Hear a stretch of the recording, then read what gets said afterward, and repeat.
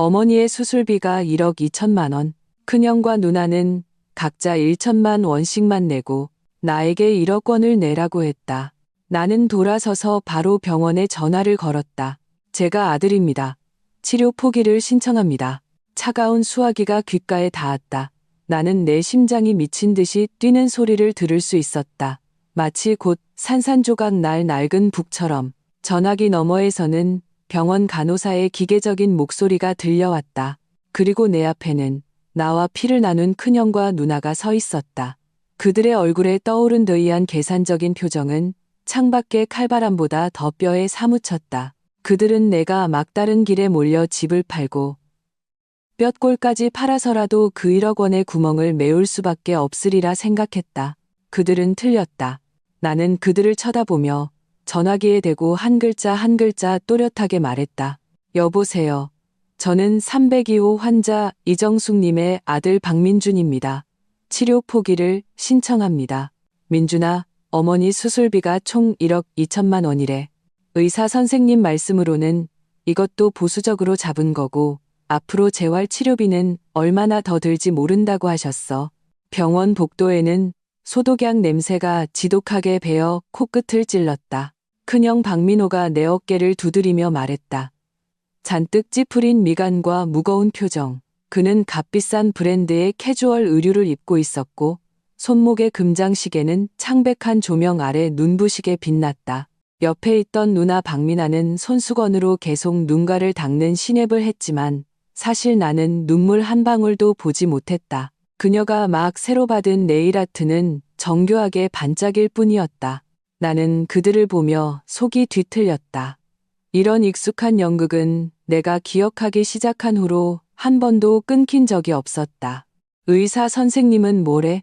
어머니 상태가 대체 어떻대? 내 목소리는 쉬어 있었다. 시선은 중환자실 유리창을 넘어 온갖 튜브를 꽂고 생기 없이 누워있는 그림자를 향했다. 저분은 내 어머니다. 평생을 기세등등하게 살며 모든 가장 좋은 것을 형과 누나에게만 주었던 여자. 이제 갑작스러운 뇌출혈로 쓰러져 마른 장작처럼 조용히 누워 운명의 심판을 기다리고 있었다. 어떻긴 뭐가 어때. 의사 선생님 말씀은 명확해. 당장 수술하면 한 가닥 희망이라도 있지만 수술 안 하면 장례 준비하라는 거지. 민호 형이 한숨을 쉬며 말했다. 그 말투에는 어쩔 수 없다는 듯한 무력감이 가득했다. 마치 어머니의 병세 때문에 백발이 된 효자가 바로 자기인 것처럼. 문제는 이 1억 2천이 작은 돈이 아니라는 거야. 너도 알다시피 내 공장이 요즘 경기가 안 좋아서 자금 회전이 어려워. 그리고 내 누나는 걔네 집에 둘이 하나는 대학 가야 하고 하나는 국제고 가야 해서 한창 돈 들어갈 때잖아. 우리 둘 다 정말 돈을 많이 낼 수가 없어. 나는 조용히 듣고만 있었다. 말을 하지 않았다.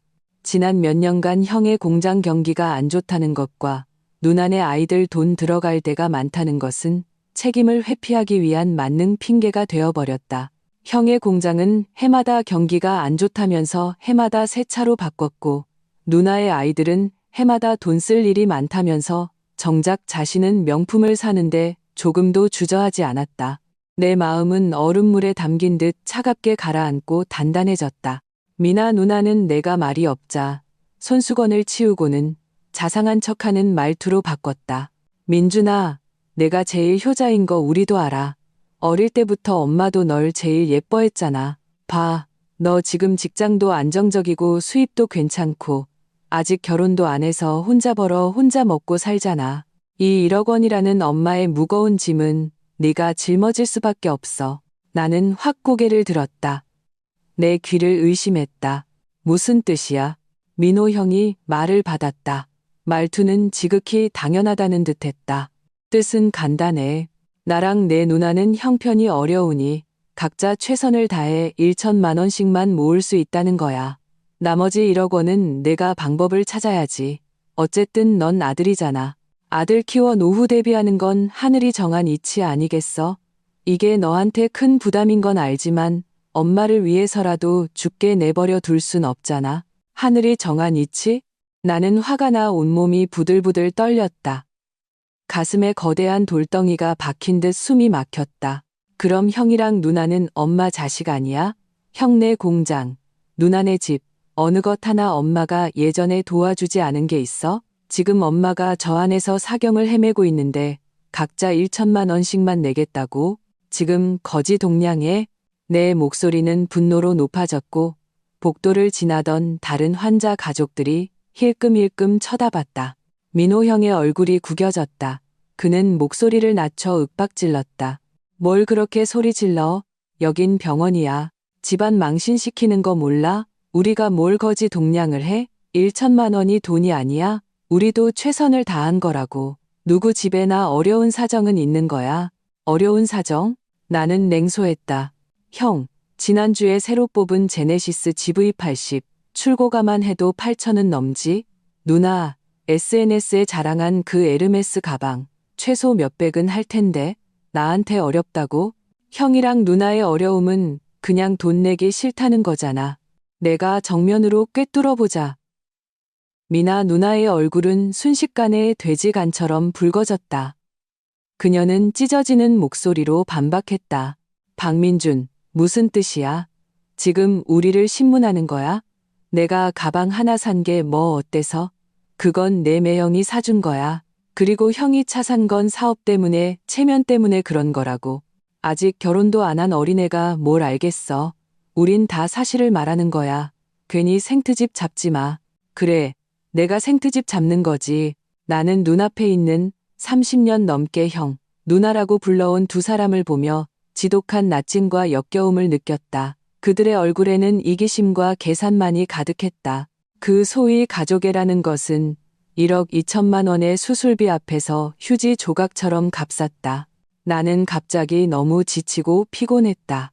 어머니를 위해서, 그리고 지난 세월 동안의 내 헌신이 너무나도 하찮게 느껴졌다.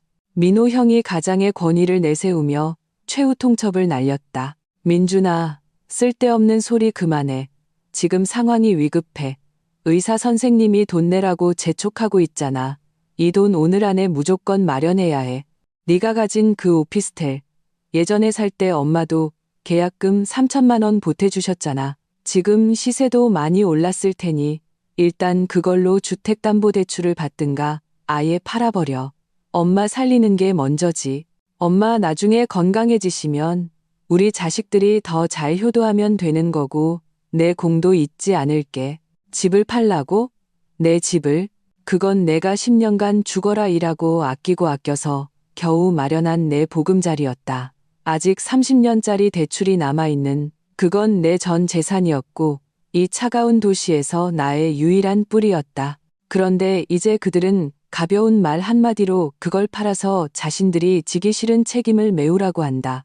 나는 그들을 보며 문득 웃음이 나왔다. 그 웃음소리에는 끝없는 비애와 조롱이 담겨 있었다. 알았어. 내가 고개를 끄덕이자 내 얼굴의 미소에 민호 형과 미나 누나는 잠시 멍해졌다. 그들은 아마 내가 타협했다고 생각했을 것이다. 민호 형의 얼굴에는 안도의 표정이 스쳤고 미나 누나도 한숨을 돌리며 그 마른 손수건을 다시 꺼내 들었다. 그래야지, 민준아. 네가 제일 철든 줄 알았어. 걱정 마. 앞으로 우리는. 나는 그들의 말이 끝나기도 전에 간호사 스테이션을 향해 돌아섰다. 내 발걸음은 이상 하리만치 단호했다. 한 걸음 한 걸음이 지난 30년간의 어리석었던 내 자신을 짓밟는 것 같았다. 간호사 스테이션 앞에 서서 나는 심호흡을 한 번 하고 주머니에서 휴대폰을 꺼냈다. 그리고 등 뒤에서 어리둥절하며 따라온 형과 누나 앞에서 주치의에게 전화를 걸었다. 전화는 금방 연결되었다. 여보세요? 김 선생님이십니까? 내 목소리는 평온했다. 나 자신이 무서울 정도로 등 뒤에서 민호 형과 미나 누나는 내가 의사와 수술비 납부 문제를 상의하려는 줄 알고 더이한 눈빛을 교환했다. 저는 302호 환자 이정숙님의 아들 박민준입니다. 나는 잠시 말을 멈췄다가 전화기에 대고 또렷하게 한 글자 한 글자 말했다. 가족을 대표하여 정식으로 알립니다. 저희는 어머니의 치료를 포기하기로 결정했습니다. 관련 수속을 준비해 주십시오. 내 말이 떨어지자마자 온 세상이 음소거 버튼을 누른 듯 고요해졌다. 형 박민호와 누나 박민아의 얼굴에 떠올랐던 더이한 미소는 순식간에 굳어졌다. 그 대신 마치 세상에서 가장 황당한 이야기를 들은 듯한 극도의 경악과 불신이 자리 잡았다. 전화기 너머의 김 선생님도 좋게 5초는 침묵했다. 그리고는 극히 불확실한 어조로 물었다. 박민준 씨, 방금 하신 말씀 확실하십니까? 치료 포기라니요? 환자분 상태가 위급하긴 하지만 제때 수술만 하면 성공률이 아주 높습니다. 보호자분들께서 신중하게 생각하셔야 합니다. 아주 신중하게 생각했습니다. 내 목소리에는 한치의 망설임도 없었다. 이 말을 내뱉는 순간 몇 년간 가슴을 짓누르던 돌덩이가 기적처럼 사라지는 것을 느낄 수 있었다. 나는 몸을 돌려 이미 돌처럼 굳어버린 두 남매를 차갑게 쳐다봤다. 돈은 우리가 마련할 수 없어요. 병상에서 고통스럽게 버티다가 결국 사람도 돈도 다 잃는 것보다는 존엄하게 가시게 하는 게 낫죠. 박민준, 너 미쳤어? 무슨 헛소리야. 가장 먼저 정신을 차린 것은 미나 누나였다. 그녀는 단숨에 달려들어 내 손에서 휴대폰을 뺏으려 했다. 목소리는 고막을 찢을 듯 날카로웠다. 누가 너더러 그런 결정을 하래. 우리 엄마잖아. 어떻게 그런 천벌 받을 소리를 할 수가 있어. 엄마를 죽게 만들 셈이야? 민호 형도 정신을 차렸다. 그의 얼굴은 잿빛이 되었다. 그는 내 멱살을 움켜쥐고 거의 이를 갈며 으르렁거렸다. 방금 한 말, 당장 취소해. 의사 선생님한테 장난이었다고 말해. 안 그러면 오늘 이 불효 자식 내 손에 죽을 줄 알아. 그의 힘은 대단해서 나를 거의 들어 올릴 뻔했다. 하지만 나는 저항하지 않았다.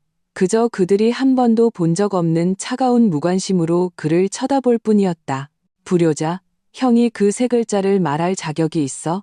엄마가 위독한데 자기 재산 지킬 궁리만 하던 게 누구지? 목숨 구하는 책임을 쓰레기처럼 나한테 떠넘긴 게 누구야? 각자 1천만 원씩 내고 나머지 1억 원은 나보고 집 팔아서 내라고? 그게 형이랑 누나의 효도 방식이야? 당신들 효도가 그렇게 값싼 거라면 나 같은 불효자가 굳이 없는 살림에 허세 부릴 필요 없잖아?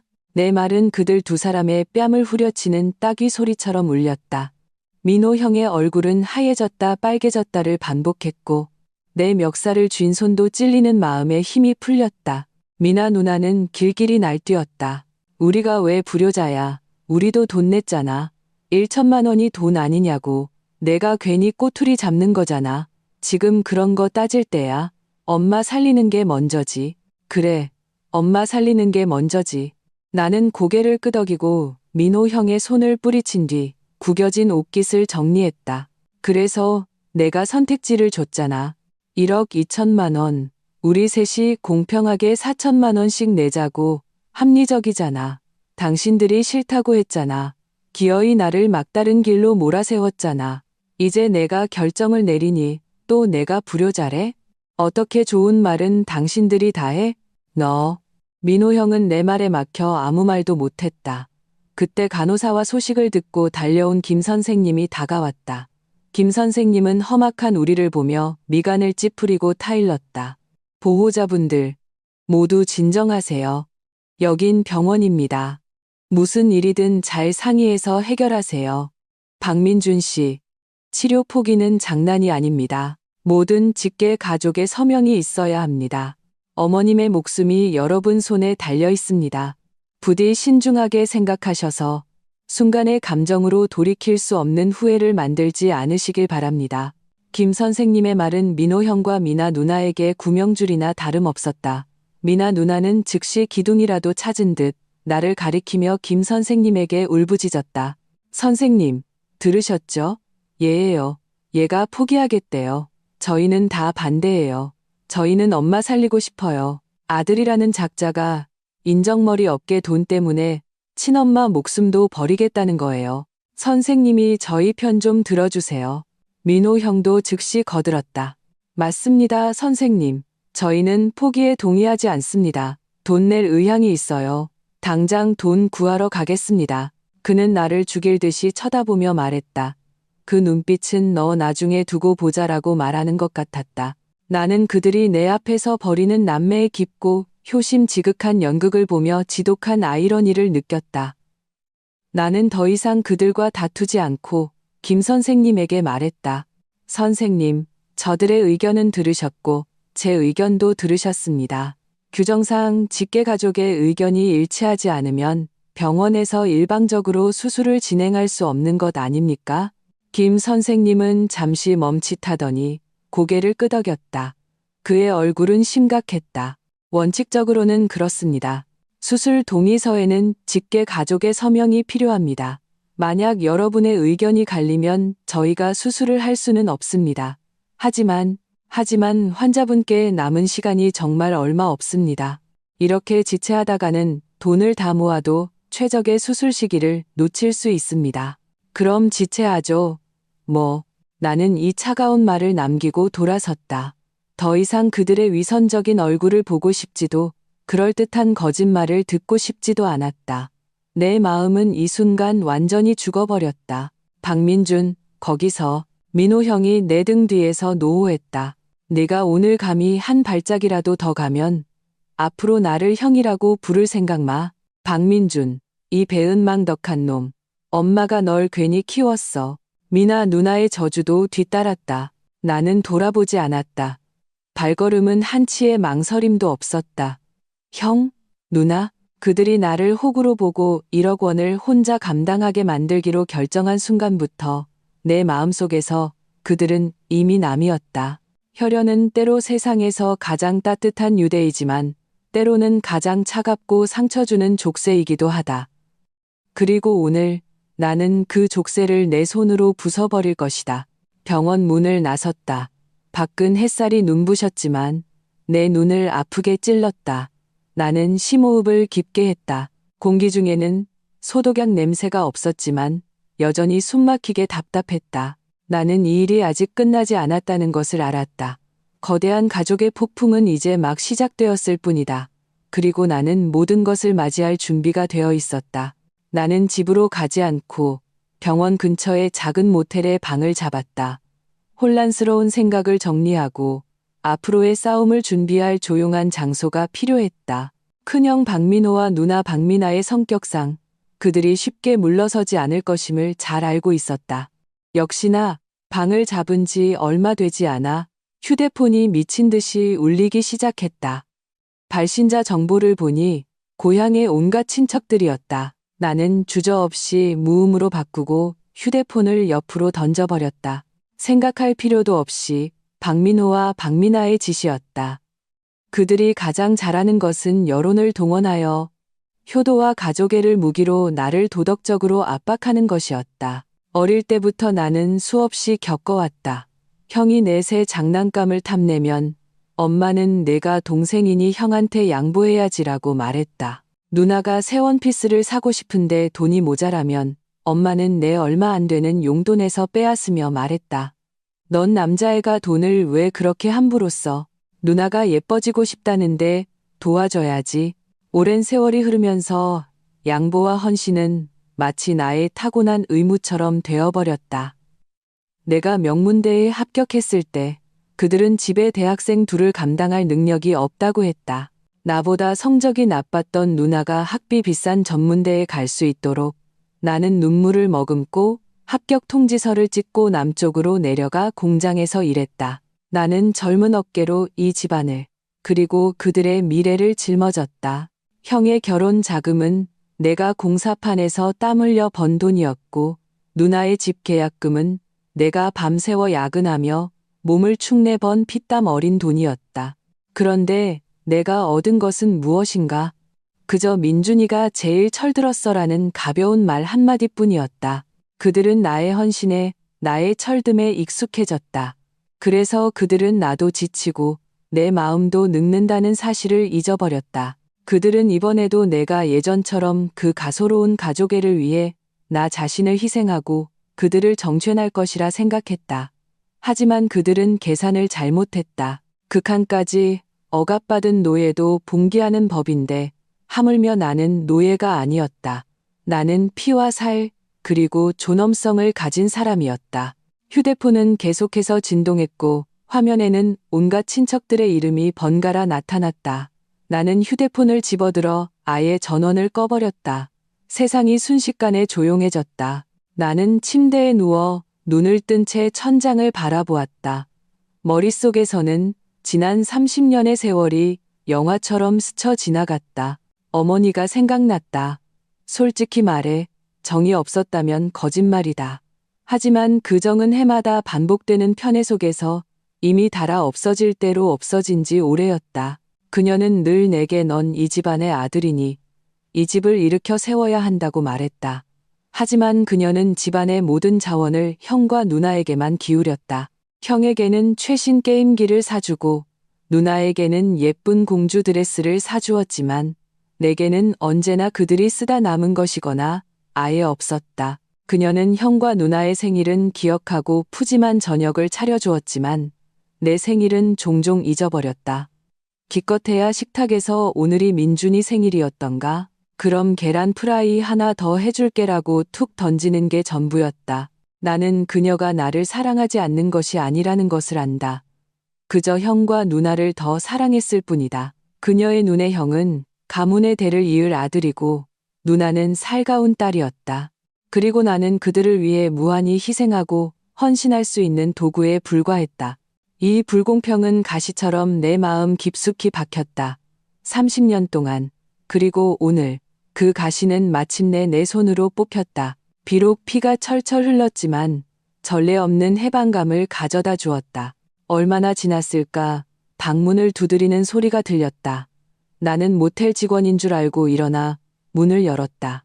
문 밖에는 내가 전혀 예상치 못한 사람이 서 있었다.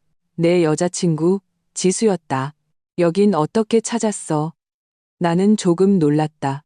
지수는 내 질문에 대답하지 않고 나를 와락 껴안았다. 그녀의 목소리는 울먹였다. 이 바보야, 왜 전화 안 받아? 내가 얼마나 걱정했는지 알아? 수십 통을 전화했는데 꺼져 있고 오빠가 병원 근처에 있을 것 같다고 짐작하지 못했으면 어디 가서 찾아야 할지 정말 막막했어. 품 안의 온기를 느끼자 잔뜩 긴장했던 신경이 조금 풀렸다. 나는 그녀를 마주 앉고 그녀의 어깨에 얼굴을 묻었다. 익숙한 머리카락 향기를 맡으며 만감이 교차했다. 미안해, 걱정시켰네. 대체 무슨 일이야? 오후에 엄마한테 들었는데 오빠네 집에 무슨 일 생겼다고. 어머니가 입원하셨다는데 많이 안 좋으신 거야? 지수는 나를 방으로 이끌고 문을 닫으며 다급하게 물었다. 나는 숨기지 않고 오늘 병원에서 있었던 모든 일을 그대로 이야기했다. 1억 2천만 원의 수술비부터 형과 누나의 1천만 원짜리 효심, 그리고 내가 병원에 치료 포기 전화를 건 것까지. 나는 그녀도 다른 사람들처럼 나를 냉혈한이라고, 불효자라고 비난할 줄 알았다. 어쨌든 내 어머니니까. 하지만 내 이야기를 다 들은 지수는 침묵했다. 그녀는 그저 조용히 나를 바라보았다. 눈빛에는 안쓰러움이 가득했다. 한참 후에야 그녀는 부드럽게 입을 열었다. 그동안 오빠 정말 고생 많았구나. 이 간단한 한마디에 나는 순간 눈시울이 붉어졌다. 30년간 쌓아온 모든 억울함, 불만, 고통이 이 순간 분출구를 찾은 것 같았다. 나는 아이처럼 그녀 앞에서 눈물을 쏟아냈다. 아무도 나를 이해해주지 않았다. 그들은 그저 도덕의 높은 곳에 서서 나를 비난하고 비판할 뿐이었다. 오직 그녀, 지수만이 나를 이해해 주었다. 그 사람들 정말 너무해. 지수는 화가 나 온몸을 떨었다. 어떻게 오빠한테 그럴 수가 있어? 오빠가 그 집을 위해 얼마나 희생했는지 내가 다 봤는데 그들은 정말 배은망덕한 흡혈귀들이야. 그녀는 내 손을 꼭 잡고 무한한 힘을 주었다. 오빠, 잘했어. 난 오빠를 지지해. 더 이상 그렇게 당하고만 있으면 안 돼. 그건 효도가 아니라 어리석은 거야. 그리고 어머님 수술비는 걱정하지 마. 나한테도 모아둔 돈이 좀 있어. 우리 같이 방법을 찾아보자. 하지만 이 돈 절대 오빠 혼자 내게 할 수 없어. 더더욱 집을 팔게 할 수는 없고. 나는 그녀를 보며 감사함과 사랑으로 가슴이 벅찼다. 이 세상에 나를 진심으로 대해주는 사람이 한 명이라도 있다면 그건 분명 그녀일 것이다. 지수야, 고마워. 바보, 우리 사이에 고맙긴. 지수는 내 눈물을 닦아주고는 단호한 눈빛으로 말했다. 지금 그 사람들은 미친 듯이 오빠를 찾고 있을 거야. 앞으로 어떻게 할 생각이야? 그래, 앞으로 어떻게 할 것인가? 치료 포기는 나의 반격의 첫걸음일 뿐, 그들의 위선적인 가면을 찢기 위한 수단이었다. 나는 물론 어머니가 죽어가는 것을 정말 눈뜨고 볼 수는 없었다. 하지만 다시는 바보처럼 그들에게 휘둘리지도 않을 것이다. 나는 지수를 바라보며 심호흡을 하고 천천히 말했다. 그동안 내게서 가져간 모든 것들, 원금의 이자까지 전부 다 토해내게 만들 거야. 다음 날 아침, 나는 급한 노크 소리에 잠에서 깼다. 나와 지수는 눈을 마주쳤다. 올 것이 왔다는 것을 직감했다. 노크 소리는 점점 커졌고 형 박민호의 짜증 섞인 욕설이 섞여 들려왔다. 박민준, 안에 있는 거 다 알아. 문 열어. 당장 튀어나와. 나는 지수에게 방에 가만히 있으라고 신호를 보내고 문을 열러갔다. 문 밖에는 박민호와 박민아뿐만 아니라 나의 고모, 이모들 심지어 이름도 모르는 먼 친척들까지 와 있었다. 좁은 복도를 가득 메운 그들은 하나같이 심판하는 눈빛으로 나를 쳐다보고 있었다. 이 기세로 보아 죄를 물으러 온 것이 분명했다. 문 열 줄은 안 해? 평생 거북이처럼 숨어 살 줄 알았더니 민호 형은 내가 문을 열자마자 나를 밀치고 방으로 쳐들어왔다. 뒤따라온 친척들도 우르르 몰려들어 작은 모텔 방은 순식간에 사람들로 가득 찼다. 박민준, 너 아주 출세했다. 돈 때문에 친엄마 목숨도 버리고 우리 박씨 집안 체면을 네가 다 깎아 먹는구나. 내가 셋째 이모라고 불러야 할 중년 여성이 내 코앞에 손가락질하며 꾸짖기 시작했다. 침이 내 얼굴에 튈 지경이었다. 그러게 말이야. 세상에 어떤 아들이지 엄마 죽으라고 저주를 해. 너 그러다 천벌받아. 다른 친척도 맞장구를 쳤다. 순식간에 방 안은 온갖 비난과 욕설로 가득 찼다. 그들은 너도 나도 한마디씩 거들며 마치 내가 용서받지 못할 죄인이고 정의의 심판을 받는 것 같았다. 민호 형과 미나 누나는 사람들 뒤에 서서 팔짱을 낀 채 차갑게 이 상황을 지켜보고 있었다. 그들의 얼굴에는 희미한 더위함이 서려 있었다. 이것이 그들이 원했던 효과였다. 여론의 압박으로 나를 완전히 무너뜨리고 굴복시키는 것. 이 정의의 사도들 앞에서 나는 오히려 이상할 정도로 평온했다. 나는 의자를 하나 끌어다 앉아 그들의 연극을 차갑게 지켜봤다. 그들이 욕하다 지치고 목이 마를 때쯤 방 안이 점차 조용해졌다. 그때서야 나는 천천히 입을 열었다. 할 말 다 하셨어요? 나의 평온함은 분명 그들의 예상을 벗어난 것이었다. 셋째 이모는 잠시 멍하더니 다시 목소리를 높였다. 너 지금 그게 무슨 태도야? 우리가 널 나무라는 건 다 널 위해서야.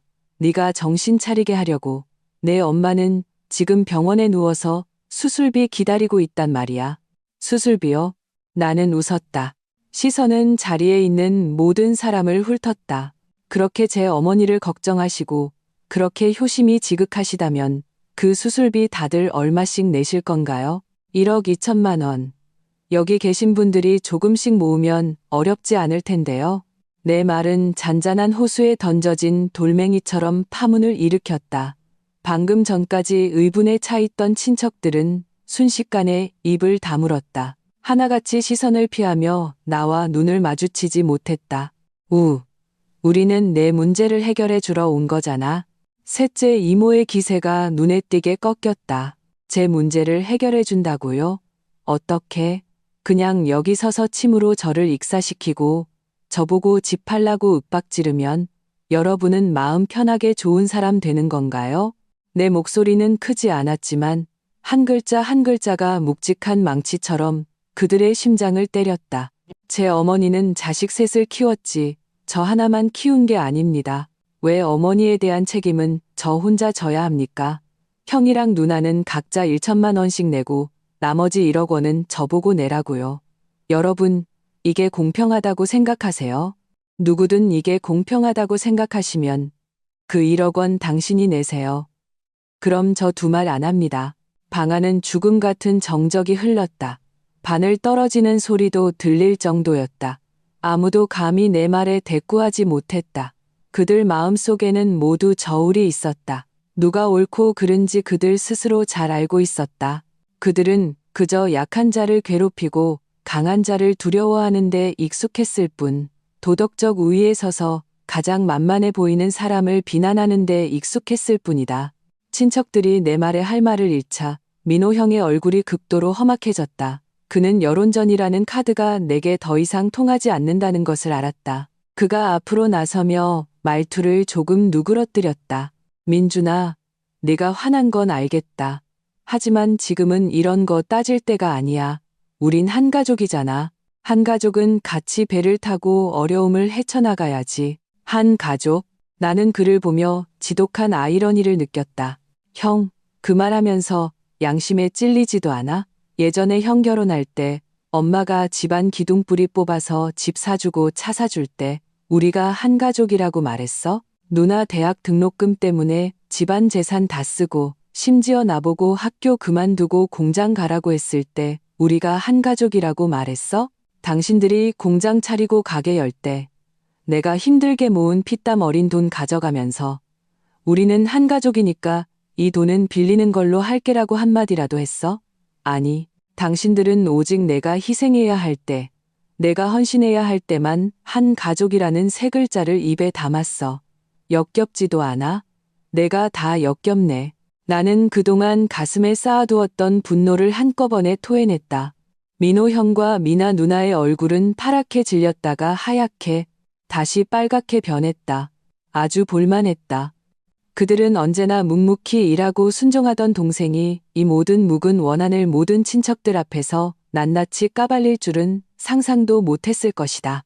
너 후셔이야. 우리가 언제 네 돈을 가져갔어. 그건 다 네가 자발적으로 부모님께 효도한 거잖아. 미나 누나가 길길이 날뛰며 반박했다. 자발적으로? 나는 냉소하며 침대 머리맡 서랍에서 두툼한 계좌 이체 내역과 차용증 사본 뭉치를 꺼냈다. 이건 어제 지수에게 집에 가서 가져와 달라고 부탁한 것이었다. 나는 오늘 이런 장면이 펼쳐질 것을 이미 예상하고 있었다. 누나 똑똑히 봐. 이건 10년 전에 누나가 집 살 때 내가 5천만 원 송금해준 기록이야. 이건 8년 전에 형이 공장 차릴 때 내게서 8천만 원 가져가면서 써준 차용증이고, 비록 그 후로 돈 갚겠다는 말은 한 번도 안 했지만 이 흰 종이의 검은 글씨는 발뺌할 수 없을걸? 그동안 자질구레하게 당신들에게 준 돈 합치면 1억이 훨씬 넘어. 이제 엄마가 아파서 돈이 필요한데 내가 당신들한테 돈 갚으라고 하는 게 잘못된 거야? 내 손에 들린 증거를 보자 민호 형과 미나 누나는 완전히 얼어붙었다. 그들은 꿈에도 내가 이런 것들을 아직 가지고 있을 줄은 상상도 못했다. 친척들도 하나같이 목을 길게 빼고 그들의 얼굴 표정은 비난에서 놀라움으로 마지막에는 경멸로 바뀌었다. 나를 보는 눈빛이 바뀌었고 민호 형과 미나 누나를 보는 눈빛도 바뀌었다. 상황은 이 순간 완전히 역전되었다. 이건 민호 형은 내 손에 들린 차용증을 가리키며 입술을 떨었다. 한마디도 제대로 하지 못했다. 그의 얼굴에서 핏기가 완전히 가셨다. 평소 계산과 영악함으로 가득했던 그 얼굴에는 이제 당황과 낭패감만이 남아있었다. 미나 누나는 더욱이 온몸에 힘이 빠진 듯 옆 의자에 주저앉아 중얼거렸다. 말도 안 돼. 내가 어떻게 아직도 이런 걸 가지고 있어. 내가 왜 가지고 있으면 안 되는데? 나는 손에 든 계좌 이체 내역과 차용증을 들어 올렸다. 마치 빛나는 훈장을 과시하는 것 같았지만 이 훈장 뒤에 내가 얼마나 많은 밤을 새웠고 얼마나 아끼고 아껴왔는지 아는 것은 나 자신뿐이었다. 왜냐하면 당신들 마음속에 나 박민주는 그냥 바보, 당신들이 마음대로 빼다 쓸 수 있는 현금 인출기니까. 안 그래? 내가 번 돈은 당연히 당신들이 써야 하고 내 인생은 당연히 당신들을 위해 봉사해야 하고 내가 나 자신을 조금이라도 생각하면 그건 이기적인 거고 불효이고 천벌 받을 짓이지. 내 목소리는 방 안에 울려 퍼졌고 한 글자 한 글자가 힘있게 박혔다. 원래 기세등등하게 죄를 물으러 왔던 친척들은 이제 침묵하는 관중이 되었다. 그들은 서로 얼굴을 마주보며 표정은 극히 복잡했다. 충격, 동정, 그리고 약간의 민망함. 그들은 수군거리기 시작했고 논의의 초점은 나의 불효에서 민호 형과 미나 누나의 불의로 옮겨갔다. 아, 그랬구나. 어쩐지 민준이가 갑자기 그렇게 매정하게 굴더라니. 큰아들이랑 딸도 정말 너무하네. 동생 돈을 그렇게나 많이 가져가고 이제 엄마 아프니까 돈 좀 내라는데 자기들 목숨이라도 뺏기는 것처럼 군이 너무 심하잖아. 차용증까지 썼으면 빚 갚는 건 당연한 거 아니야? 여론의 압박은 파도처럼 순식간에 나에게서 민호 형과 미나 누나에게로 향했다. 민호 형의 이마에는 식은땀이 송골송골 맺혔다. 그는 나를 보며 처음으로 애원하는 눈빛을 보였다. 민준아, 내 말 좀 들어봐. 이건 다 오해야. 형이 돈 안 갚겠다는 게 아니라 공장이 몇 년간 정말 어려웠어. 일단 이것들 좀 치워. 우리 가족 일은 문 닫고 우리끼리 해결하자. 남들 보는데 웃음거리 만들지 말고. 나는 냉소하며 주위를 둘러봤다. 형, 이분들은 다 형이 모셔온 남들이야. 당신들 편들어서 공의를 세워달라고. 이제 공의가 세워졌는데 왜 남들 보는 게 두려워? 내 말은 송곳처럼 민호 형의 심장을 찔렀다. 그는 내 말에 막혀 아무 말도 못하고 얼굴이 자줏빛으로 변했다. 박민준, 너 대체 원하는 게 뭐야? 미나 누나가 드디어 충격에서 벗어났다. 그녀는 일어나 나를 노려보았다. 눈빛에는 원망이 가득했다. 이런 캐캐묵은 일들 다 끄집어내는 게 우리를 압박하려는 거잖아. 좋아, 말해줄게. 돈 없어. 내가 정말 능력이 있으면 법원에 고소해봐. 내가 돈 때문에 정말 가족도 버리는지 내가 똑똑히 볼 테니까. 그녀는 이제 자포자기 상태였다. 가족애를 마지막 인질로 삼은 것이다. 가족애? 나는 웃었다. 눈물이 나올 뻔했다. 누나, 당신들이 나 혼자 1억 원을 내라고 결정했을 때부터 우리 사이에는 가족애 같은 건 없었어. 오직 장부만 남았지. 걱정 마. 법원 꼭 갈 거야. 하지만 그 전에 해결해야 할 일이 하나 더 있어. 나는 손에 든 증거를 거두고 일어서서 그들을 똑바로 쳐다보며 한 글자 한 글자 말했다. 어머니 수술비 1억 2천만 원. 지금 당신들에게 2가지 선택지를 주겠어. 첫째, 나한테 빚진 돈, 원금의 이자까지 당장 갚아. 그럼 어머니의 모든 의료비는 내가 책임질게. 앞으로 당신들이 죽든 살든 나와는 상관없어. 어머니도 나 혼자 모실 거야. 둘째, 돈 갚기 싫으면 그것도 좋아. 그럼 당신들 명의의 집과 차를 당장 어머니 명의로 이전해. 어머님의 의료비와 노후 보장 자산으로. 이 2가지 선택지 중 하나를 골라. 내 말은 방 안에 터진 폭탄과 같았다. 모든 사람이 내 제안에 경악했다. 민호 형과 미나 누나는 더욱이 미친 사람 보듯 나를 쳐다봤다. 박민준, 너 정말 꿈도 야무지구나. 민호 형은 화가 나 온몸을 떨었다. 네가 뭔데 우리 집이랑 차를 달라는 거야. 그건 우리 사유재산이야. 당신들이 내게 빚진 돈 때문에 자식으로서 부양 의무를 다하지 않았기 때문에 나는 한치도 물러서지 않았다. 효도한다고 했잖아. 엄마를 위해 모든 걸 바칠 수 있다고 했잖아. 이제 기회가 왔네. 당신들 재산을 엄마한테 보장 자산으로 드려. 그 어떤 빈말보다 이게 더 실질적일걸. 동의 못해. 미나 누나가 소리쳤다. 내 집은 나랑 내 남편 공동 재산이야. 왜 너희 엄마한테 줘? 그럼 돈 갚아. 나는 그녀를 차갑게 쳐다봤다. 누나, 그 집 계약금 5천만 원 내가 내줬어. 그동안 누나가 나한테서 가져간 돈도 적지 않고 합치면 누나 지분 절반은 충분히 살 수 있을걸? 미나 누나의 얼굴이 순식간에 창백해졌다. 나는 더 이상 그들을 상대하지 않고 친척들에게로 돌아섰다. 고모, 이모, 삼촌 여러분. 오늘 여러분을 모신 것은 원래 저들이 저를 어떻게 압박하는지 증인이 되어달라고 하려던 것이었습니다. 이왕 다 오셨으니 한 번 더 수고해 주십시오. 제 증인이 되어주세요. 오늘 저 박민준, 여기서 분명히 말합니다. 이 두 가지 조건, 저들이 받아들이지 않으면 어머니 치료, 저는 단 1원도 더 관여하지 않을 겁니다. 그뿐만 아니라 당장 법원에 저들을 고소해서 저들이 내게 빚진 모든 채무를 받아낼 겁니다. 그때는 법정에서 봅시다. 말을 마친 나는 더 이상 누구도 쳐다보지 않고 문을 열었다.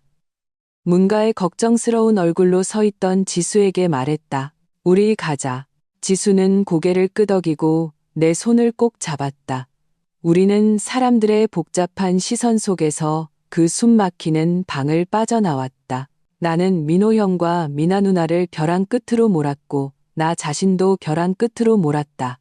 앞으로 나를 기다리는 것은 진짜 죽기 살기식의 전쟁일 것이다. 그리고 내가 모텔 문을 나서는 그 순간 내 휴대폰이 갑자기 울렸다. 모르는 번호였다. 나는 잠시 망설이다가 전화를 받았다. 전화기 너머에서 다급하면서도 허약한 목소리가 들려왔다. 그 목소리는 나를 벼락 맞은 듯 온몸을 굳게 만들었다. 민준아, 너니? 나, 엄마야. 전화기 너머. 어머니의 허약한 목소리는 보이지 않는 바늘처럼 내가 방금 쌓아 올린 모든 견고한 방어벽을 순식간에 꿰뚫었다. 내 머릿속은 하얘졌고 모든 냉정과 결단은 이 순간 산산조각 났다. 나는 내 갈비뼈가 부서질 듯 뛰는 심장 소리를 똑똑히 들을 수 있었다. 휴대폰을 쥔 손도 저절로 떨렸다. 마.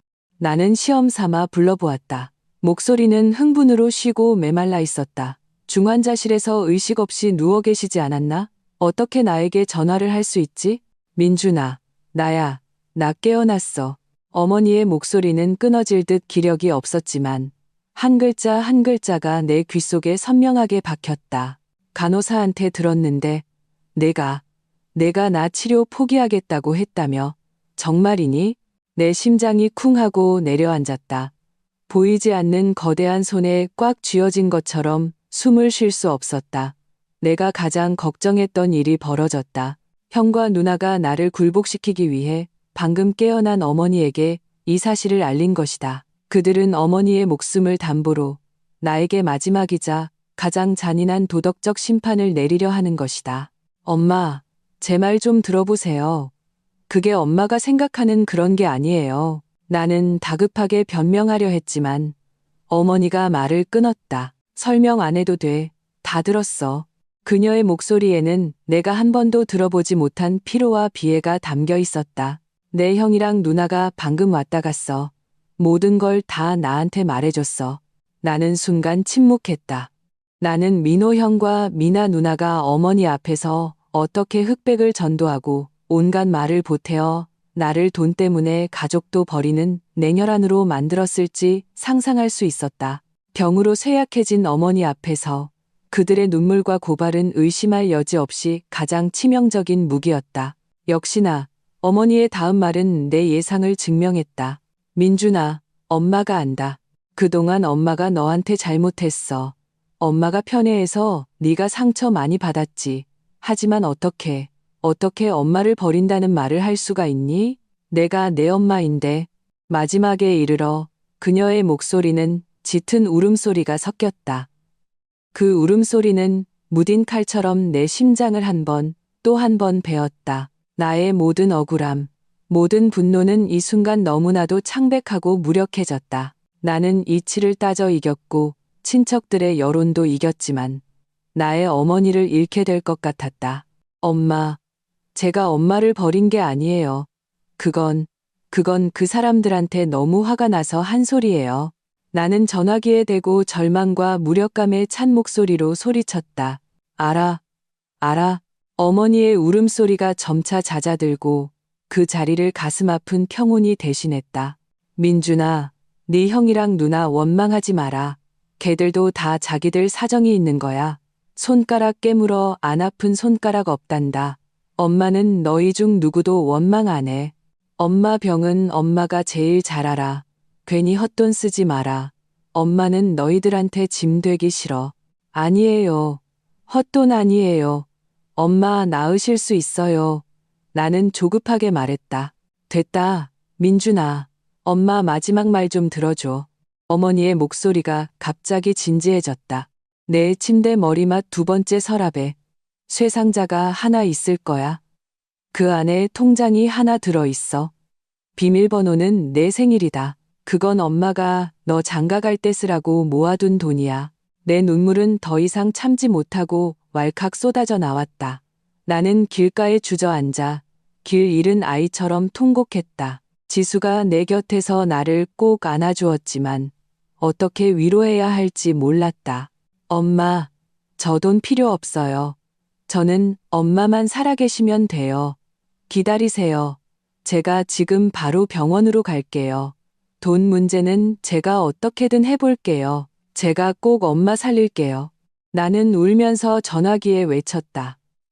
그러나 전화기 너머에서는 더 이상 아무 소리도 들리지 않았다. 급한 통화 종료음과 간호사의 다급한 비명소리만 들릴 뿐이었다. 뚜뚜뚜. 나는 미친 듯이 병원으로 달려갔다. 그 순간 내 머릿속에는 아무것도 없었다. 원망도 계산도 없었다. 오직 한 가지 생각뿐이었다. 나는 엄마를 잃을 수 없다. 절대로. 숨을 헐떡이며 중환자실 문 앞에 도착했을 때 내가 본 것은 아수라장이었다.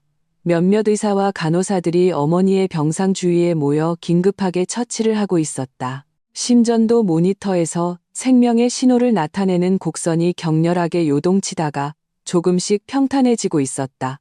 민호 형과 미나 누나는 병실 문 앞에 무릎을 꿇고 애절하게 울고 있었다. 엄마, 이러시면 안 돼요. 엄마, 다 박민준 때문이야. 그 짐승 같은 놈. 걔가 엄마를 화나게 한 거야. 걔가 엄마를 죽인 거야. 그들의 울부짖음은 저주처럼 내 귓가에 맴돌았다. 나는 멍하니 그 자리에 서 있었다.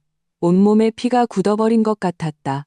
나는 모니터에서 점차 일직선이 되어가는 선을 보며 온 세상이 무너지는 것을 느꼈다. 나야. 내가 엄마를 죽였어. 만약 내가 그렇게 단호하지 않았다면, 만약 내가 타협을 선택했다면 오늘 같은 결과는 없었을까? 거대한 후회와 자책감이 파도처럼 나를 덮쳤다. 그때 김 선생님이 땀으로 범벅이 된 채 병실에서 나왔다. 그는 마스크를 벗고 지친 얼굴로 우리에게 고개를 저었다. 죄송합니다. 저희도 최선을 다했습니다. 환자분께서 극심한 감정적 충격으로 인해 뇌출혈이 다시 대규모로 발생했습니다. 저희로서는 손을 쓸 수가 없었습니다. 장례 준비를 하십시오. 아니야. 나는 절망적인 비명을 지르며 달려가 김 선생님의 팔을 붙잡았다. 거짓말, 거짓말이죠. 선생님들 거짓말하는 거죠. 빨리 우리 엄마 살려주세요. 제발요. 김 선생님은 동정 어린 눈으로 나를 보며 내 어깨를 두드렸다. 삼가 고인의 명복을 빕니다. 나는 손을 놓았다. 비틀거리며 몇 걸음 물러나 차가운 바닥에 주저앉았다. 끝났다. 모든 것이 끝났다. 나는 땅에 무릎 꿇고 하늘이 무너져라 우는 민호 형과 미나 누나를 보았다. 슬픔과 분노로 가득 찬 그들의 얼굴을 보았다. 내 마음속에는 끝없는 차가움과 절망만이 남았다. 어머니의 장례식은 쓸쓸하게 치러졌다. 민호 형과 미나 누나는 슬픔에 잠겨 모든 책임을 내게 돌렸다. 그들은 모든 친척과 친구들에게 나의 불효와 냉혈함을 고발했다. 나의 전화 한 통, 치료를 포기하겠다는 결정 하나가 어머니의 감정 붕괴와 최종적인 죽음을 직접적으로 초래했다고 말했다. 나는 온 가족의 죄인이자 어머니를 죽인 악당이 되었다. 빈소에서 아무도 내게 말을 걸지 않았다. 한때 나에게 약간의 동정심이라도 가졌던 친척들도 이제는 경멸과 혐오의 눈빛으로 나를 쳐다볼 뿐이었다. 그들은 내 등 뒤에서 수군거리며 손가락질했다. 그 말들은 독을 바른 칼날처럼 하나하나 내 심장을 찔렀다. 정말 짐승 같은 놈이야. 돈 때문에 친엄마 목숨도 버리다니. 그러게 말이야. 듣자 하니 엄마가 임종 직전에 전화했는데 전화로 엄마 속을 긁었다더라. 저런 놈은 벼락 맞아 죽어야 해. 나는 변명하지 않았다. 어머니의 영정 앞에서 어떤 변명도 창백하고 무력하게 느껴졌다. 나는 혼자 묵묵히 방석 위에 무릎을 꿇고 영정 속 어머니의 익숙한 얼굴을 바라보았다. 마음속은 끝없는 후회와 고통으로 가득 찼다. 내가 틀렸던 걸까? 나는 수없이 자문했다. 만약 시간을 되돌릴 수 있다면 나는 같은 선택을 했을까? 모르겠다. 내가 아는 것은 오직 평생을 편애했지만 마지막 순간까지 나에게 장가 미천을 남겨주려 했던 나의 어머니, 그녀가 다시는 돌아올 수 없다는 것뿐이다. 지수는 계속 내 곁을 지켜주었다. 그녀는 자신의 몸으로 사방에서 날아오는 아기를 막아주었다. 그녀는 나의 차가운 손을 잡고 몇 번이고 내 귓가에 속삭였다. 오빠, 이건 오빠 탓이 아니야. 모든 책임을 다 짊어지려고 하지 마. 나는 그녀가 나를 위로하고 있다는 것을 알았지만 내 마음속의 벽을 넘을 수가 없었다. 장례식이 끝난 다음 날, 민호 형과 미나 누나는 기다렸다는 듯이 나를 찾아왔다. 그들의 얼굴에는 슬픔의 기색이 전혀 없었다. 그 대신 탐욕과 조급함이 자리 잡고 있었다. 그들은 단도직입적으로 어머니가 남긴 통장을 요구했다. 박민준, 엄마가 임종 전에 말씀하셨어. 쇠 상자가 있고 그 안에 통장이 있다고. 민호 형이 당당하게 말했다. 이제 엄마도 안 계시니 우리가 자식으로서 그 유산을 상속받을 권리가 있어. 그 상자 내놔. 우리 셋이 돈 나누자. 그래. 나눠야지. 미나 누나가 옆에서 맞장구 쳤다. 네가 엄마를 죽였으니 원래는 한 푼도 주면 안 되지만 지금 내 몫을 나눠주는 건 너한테 베푸는 크나큰 은혜인 줄 알아. 그들의 추악한 얼굴을 보며 내 마음속 마지막 남은 온기마저 사라졌다. 내 마음은 어머니가 돌아가신 그 순간 이미 죽었다. 지금 남은 것은 차갑고 증오로 가득 찬 껍데기뿐이었다. 돈을 원해? 나는 고개를 들었다. 눈은 핏발이 서 있었다. 나는 그들을 차갑게 쳐다봤다. 당연한 소릴. 그건 엄마 돈이야. 우리도 당연히 몫이 있지. 민호 형이 짜증스럽게 말했다. 좋아. 나는 소파에서 일어나 침실로 들어갔다. 잠시 후 나는 녹슨 쇠상자를 들고 나왔다. 민호 형과 미나 누나의 눈이 순간 빛났다. 마치 먹잇감을 본 굶주린 늑대 2마리 같았다. 나는 그들 앞에서 그 쇠상자를 열었다. 안에는 정말 통장이 하나 있었다. 나는 그것을 꺼내 민호 형에게 건넸다. 민호 형은 기다렸다는 듯이 그것을 낚아채 열어보았다.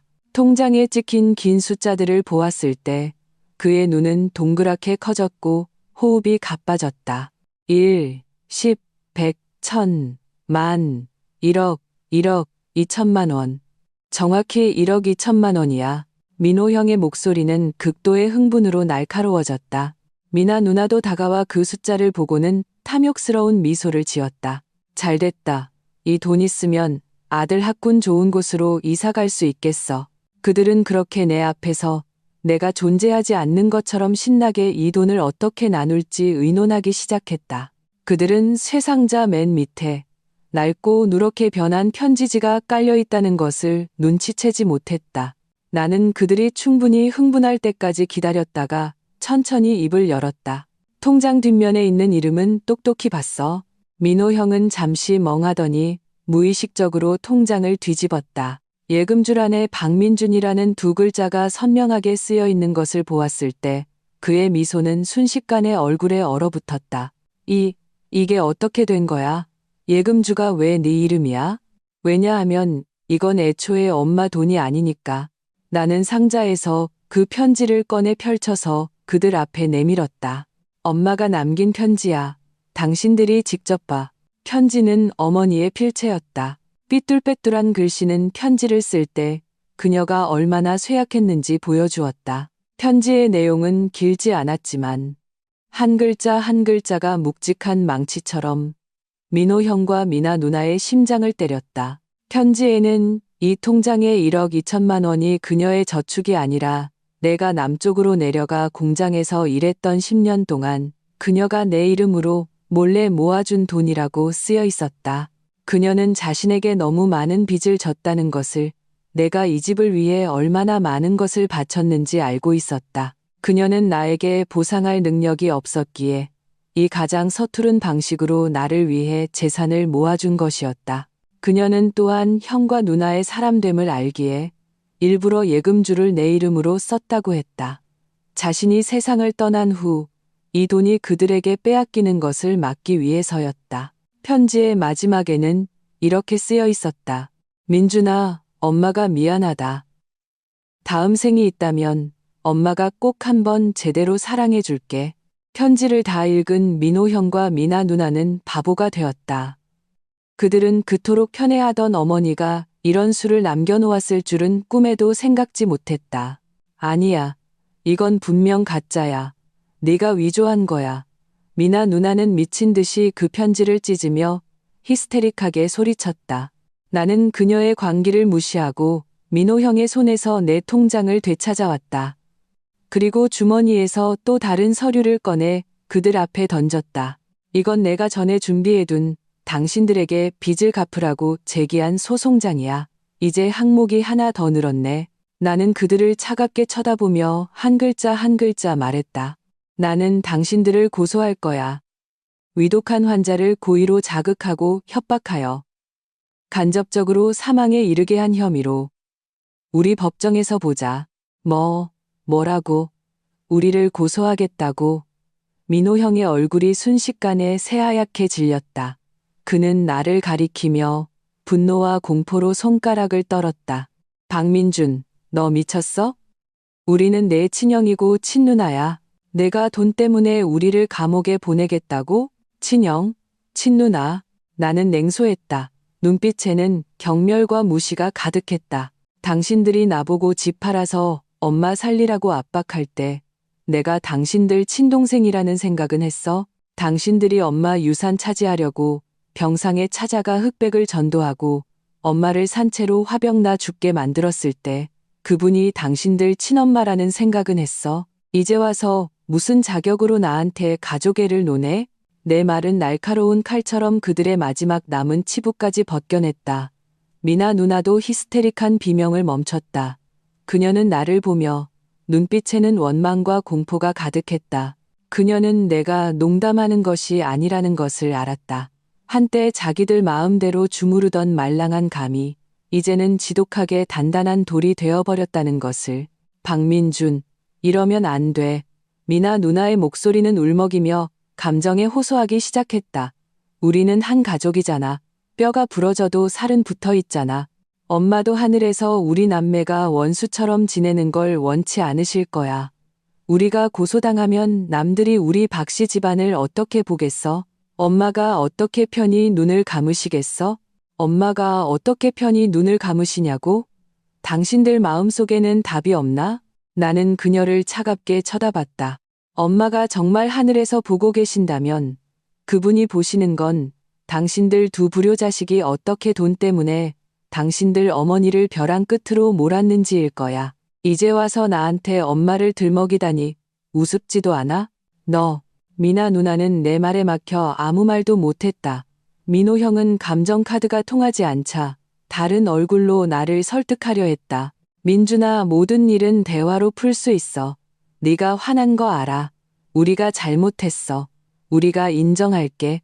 이렇게 하면 어때? 엄마, 아니, 내 돈, 우리 한 푼도 안 가질게. 예전에 빌린 돈도 인정할게. 우리가 천천히 갚을게, 응? 제발 법원에만 가지 마. 집안 망신이야. 일 커져서 좋을 거 하나도 없어. 좋을 거 없다고? 나는 그를 보며 웃었다. 당신들에게는 당연히 좋을 게 없겠지. 한 명은 사장님이고 한 명은 체면 있는 주부인데 만약 친엄마를 죽게 만들고 동생 재산을 탐낸다는 오명을 쓰게 되면 앞으로 친척 친구들 앞에서 어떻게 고개 들고 다니겠어? 당신들 사업, 당신들 사교계 아마 다 끝장나겠지? 나는 그들 내면의 가장 깊은 공포를 정확히 꿰뚫었다. 그들이 두려워하는 것은 가족 관계의 파탄도 집안 망신도 아니었다. 그들은 자신의 이익이 손상되고 자신의 명성이 땅에 떨어지는 것을 두려워했다. 그리고 당신들이 말하는 돈 갚는다는 거, 나는 고개를 저었다. 미안하지만 나는 더 이상 당신들을 믿지 않아. 당신들의 신용은 내게서 완전히 파산했어. 그래서 나는 법을 믿기로 했어. 오직 흰 종이에 검은 글씨로 찍힌 판결문만이 나를 안심시킬 수 있을 거야. 말을 마친 나는 더 이상 그들을 상대하지 않고 돌아서려 했다. 박민준, 우리를 막다른 길로 몰지 마. 내가 기름과 소금 한 방울 안 들어가는 것을 보자 민호 형은 마침내 가면을 벗고 흉포한 본색을 드러냈다. 내가 정말 감히 우리를 고소하면 우리도 모든 걸 다 까발릴 거야. 모든 사람들에게 네가 엄마를 죽게 내버려 뒀다고, 돈 때문에 엄마 치료를 포기했다고, 네가 엄마를 죽였다고 말할 거야. 그때 가서 여론이 누구 편을 들지 한번 보자. 평생 손가락질 받고 욕먹는 게 두렵지도 않아? 이것이 그들의 마지막 카드이자 그들이 가장 잘 쓰는 무기, 여론몰이였다. 그러나 그들은 몰랐다. 지금의 나는 그런 것에 전혀 신경 쓰지 않는다는 것을. 내 마음은 어머니의 죽음과 함께 이미 쇠처럼 단단해졌다. 명성, 욕설, 이런 허황된 것들은 내게 아무런 의미가 없었다. 나는 발걸음을 멈추고 돌아서서 그들을 보았다. 얼굴에는 기이한 미소가 떠올랐다. 좋아. 기다릴게. 마음껏 떠들고 소란 피워. 온 세상 사람들이 다 알게 할수록 더 좋아. 나도 마침 사람들이 당신들, 이 효자 효녀가 어떻게 자기 친엄마와 친동생을 한 걸음 한 걸음 벼랑 끝으로 몰았는지 똑똑히 보게 하고 싶었거든. 나는 잠시 말을 멈추고 미소를 거두었다. 눈빛은 칼날처럼 날카로워졌다. 그리고 내가 말하는 걸 잊었네. 엄마가 나한테 전화했을 때 내가 녹음 버튼을 눌렀어. 그분이 전화로 뭐라고 하셨는지, 당신들이 그분께 뭐라고 했는지, 아마 이 녹음 파일은 법정에서 아주 유리한 증거가 될 거야. 녹음. 이 두 글자를 듣자 민호 형과 미나 누나의 얼굴은 휙하고 종이처럼 새하얗게 질렸다. 그들은 마치 순식간에 모든 힘을 빼앗긴 듯 비틀거리며 몇 걸음 물러났다. 눈빛에는 극도의 공포와 절망이 가득했다. 그들은 알았다. 자신들이 완전히 끝장났다는 것을. 이 녹음 파일은 그들을 무너뜨릴 마지막 지푸라기이자 그들의 죄를 증명하는 철같은 증거가 되어 다시는 재기할 수 없게 만들 것이었다. 나는 그들의 넉나간 모습을 보며 마음속에 조금의 쾌감도 느끼지 못했다. 끝없는 비애만이 남았다. 우리는 이 세상에서 가장 가까운 사람이었어야 했는데 한 걸음 한 걸음 오늘 이 죽기 살기 식의 상황까지 오게 되었다. 대체 누구의 잘못일까? 나는 더 이상 머물지 않고 문을 열고 뒤도 돌아보지 않고 나갔다. 문 밖은 햇살이 찬란했지만 나의 세계는 폐허였다. 법원의 소환장은 금방 민호 형과 미나 누나에게 송달되었다. 그들이 소장에 적힌 상해와 채무 불이행이라는 두 가지 죄명을 보았을 때 그들의 심리적 방어선은 완전히 무너졌다. 그들은 내 손에 있는 녹음 파일이 자신들을 만겁불복의 구렁텅이로 몰아넣기에 충분하다는 것을 알았다. 그들을 기다리는 것은 거액의 채무 배상뿐만 아니라 어쩌면 징역형일지도 몰랐다. 그날부터 내 삶은 다시는 조용하지 않았다. 그들은 나에게 미친 듯한 괴롭힘과 폭격을 시작했다. 먼저는 전화였다. 각종 모르는 번호로 24시간 내내 전화가 걸려왔고 받으면 온갖 욕설과 악담이 쏟아졌다.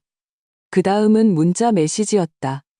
협박, 공갈, 애원, 각종 메시지가 눈송이처럼 내 휴대폰으로 쏟아져 들어왔다. 나는 번호를 바꿨지만 그들은 내 집 주소를 알아냈다. 매일 밤마다 누군가 와서 내 문을 두들겨 부수고 페인트로 내 문에 불효자, 짐승, 살인자 같은 글씨를 써놓았다.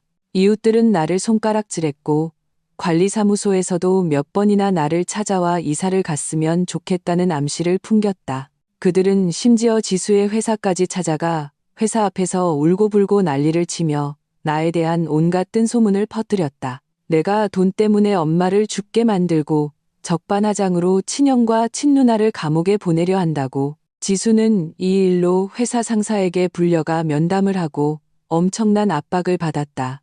민준아, 그냥 그만하면 안 될까? 어느 날 밤, 지수가 지친 몸으로 내 품에 기대어 속삭였다. 그 사람들이 무서워서가 아니야. 그냥 오빠가 이렇게 고통스러워하는 걸 더는 보고 싶지 않아. 소송에서 이긴다고 해도 우리가 뭘 얻을 수 있겠어? 오빠 가족은 돌아오지 않잖아. 나는 그녀를 안고 익숙한 머리카락 향기를 맡으며 죄책감으로 가슴이 미어졌다. 미안해, 지수야. 나 때문에 너까지 힘들게 해서. 바보, 우리 사이에 그런 말이 어디 있어. 지수는 고개를 들었다. 눈에는 눈물이 글썽였다. 나는 그냥 오빠가 안쓰러워서 그래. 오빠가 과거를 내려놓고 새로운 삶을 시작했으면 좋겠어. 내려놓으라고? 나라고 왜 내려놓고 싶지 않겠는가. 하지만 밤이 깊어질 때마다 어머니의 임종전 허약한 목소리, 모니터에 일직선이 된 그래프가 악몽처럼 내 머릿속에서 반복되었다. 나는 내려놓을 수 없었다. 내가 여기서 멈춘다면 하늘에 계신 어머니를 어떻게 뵐 수 있겠는가?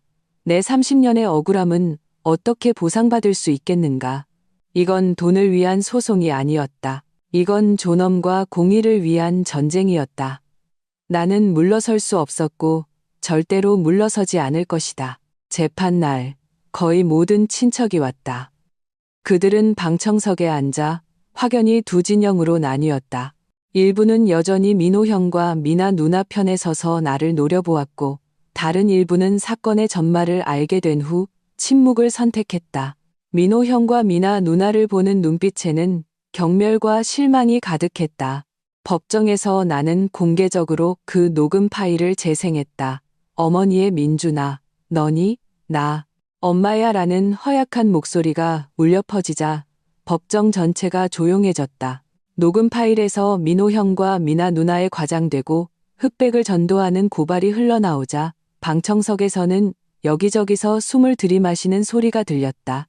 어머니의 마지막 엄마는 너희들한테 짐되기 싫어라는 말과 간호사의 다급한 비명소리가 들려왔을 때 많은 사람이 눈물을 참지 못했다. 녹음 재생이 끝나자 법정 안은 죽음 같은 정적이 흘렀다. 모든 시선이 피고인석에 앉은 민호 형과 미나 누나에게 집중되었다.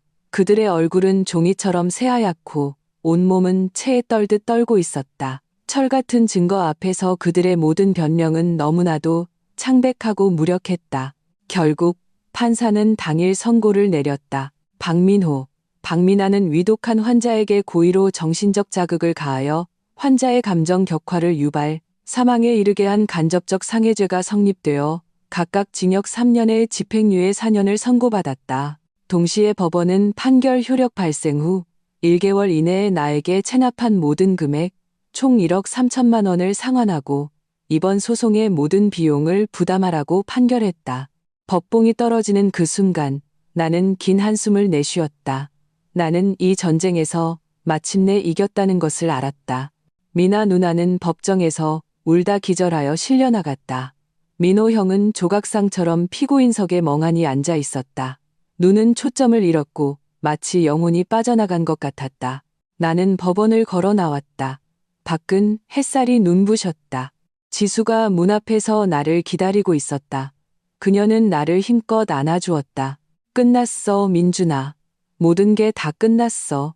나는 고개를 끄덕였다. 눈가가 조금 축축해졌다. 그래, 모든 게 끝났다. 나는 고개를 들어 하늘을 보았다. 마치 어머니의 만족스러운 미소가 보이는 것 같았다. 엄마 보셨어요? 아들, 엄마 얼굴에 먹칠하지 않았어요. 소송이 끝난 후 내 삶은 생각처럼 즉시 평온을 되찾지는 못했다. 민호 형과 미나 누나는 집행유예를 선고받아 바로 수감되지는 않았지만 친엄마를 죽게 만든 죄라는 낙인은 지울 수 없는 너인처럼 그들의 몸에 깊이 새겨졌다. 민호 형의 공장은 그의 명성이 땅에 떨어지자 협력업체들이 줄줄이 투자를 철회하고 고객들이 대거 이탈하여 곧 파산했다. 그는 엄청난 빚더미에 앉게 되었다.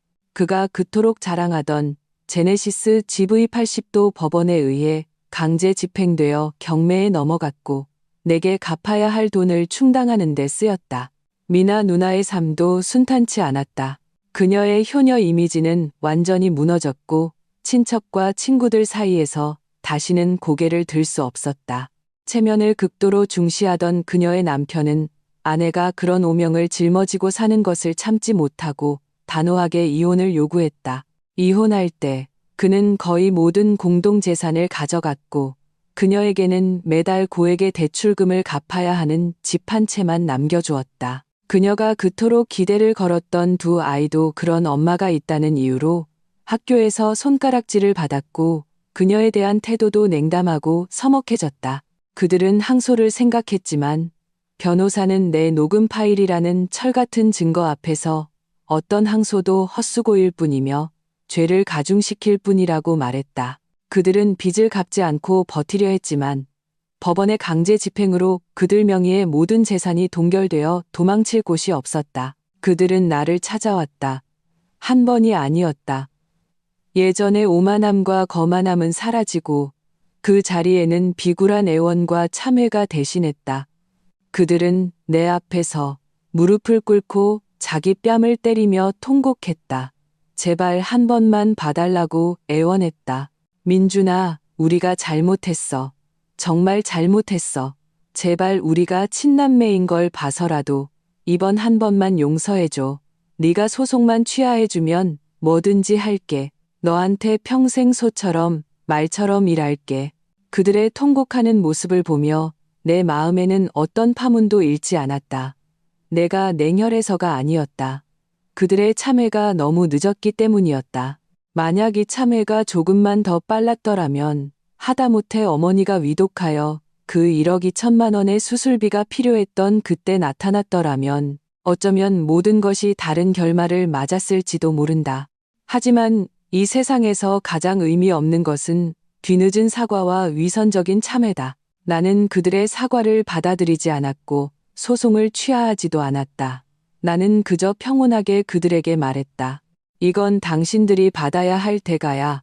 당신들은 나한테 빚진 게 아니야. 당신들이 빚진 건 차가운 묘비 아래 누워 계신 그분이야. 나중에 그들은 집을 팔고 여기저기서 돈을 긁어 모아 마침내 법원이 정한 기한 내에 내게 빚진 1억 3천만 원을 모두 갚았다. 돈을 받은 그날 내 마음에는 승리의 기쁨은 조금도 없었다. 끝없는 공허함만이 남았다. 나는 소송에서 이겼고 돈도 이겼고 소위 공의도 이겼지만 나는 영원히 나의 어머니를, 완전한 가정을 잃었다. 나는 그 돈으로 교회의 마당이 딸린 작은 집을 샀다. 나와 지수도 마침내 결혼식을 올렸다. 결혼식은 간단하게 치렀다. 가장 친한 친구 몇 명만 초대했다. 위선적인 친척들도 번거로운 예절도 없었지만 따뜻함과 행복으로 가득 찼다. 결혼 후의 삶은 평범하고 평온했다. 지수는 자신의 사랑으로 내 마음의 상처를 조금씩 치유해 주었다. 우리는 마당에 꽃과 나무를 가득 심고 순한 골든 리트리버 한 마리를 키웠다. 날씨 좋은 날이면 우리는 함께 마당에 앉아 차를 마시고 책을 읽고 이야기를 나누었다. 햇살이 몸에 쏟아지면 따스했다. 나는 가끔 어머니를 뵈러 묘지에 갔다. 나는 그녀의 묘비 앞에 그녀가 가장 좋아했던 백합 한 다발을 놓고 조용히 오후 내내 앉아 있었다. 그녀에게 나와 지수의 생활을 이야기하고 우리 마당에 꽃이 또 피었다고, 우리 골든 리트리버가 또 살이 쪘다고 이야기했다. 나는 그녀가 분명히 듣고 계실 것이라고 믿었다. 민호 형과 미나 누나는 나는 다시는 보지 못했다. 듣기로는 민호 형은 빚을 피해 외지로 가서 작은 공사판에서 막노동을 하며 아주 비참하게 살고 있다고 했다. 미나 누나는 이혼 후 정신 상태가 계속 좋지 않아 정신병원에 입원했다고 들었다. 나는 모른다. 후회와 고통으로 괴로워하는 그 수많은 밤 동안 그들이 한때 자신들을 위해 모든 것을 바쳤던 동생과 자신들의 손에 죽음으로 내몰린 어머니를 떠올렸을지. 혈연은 정말 기묘한 것이다. 그것은 견고한 갑옷이 될 수도 있고 보이지 않게 사람을 죽이는 칼날이 될 수도 있다. 나는 다행스럽게도 마침내 가족이라는 이름의 족쇄에서 벗어났다. 비록 그 과정이 피투성이었지만 그것은 나에게 진정한 가족은 혈연으로 유지되는 것이 아니라 사랑과 존중, 서로에 대한 지지와 이해로 유지된다는 것을 깨닫게 해주었다. 내 옆에서 밥그릇에 나물 반찬을 덜어주는 지수를 보며 나는 웃었다. 폐허 위에서 나의 새로운 삶은 이제 막 시작되었다. 이야기 2부. 5년 후의 위자료. 다음 이야기를 시작하겠습니다. 전 남편이 위자료로 3천만 원을 주었다. 나는 오기로 한 푼도 쓰지 않았다. 5년 후 통장을 확인하고 나는 울면서 그에게 전화를 걸었다.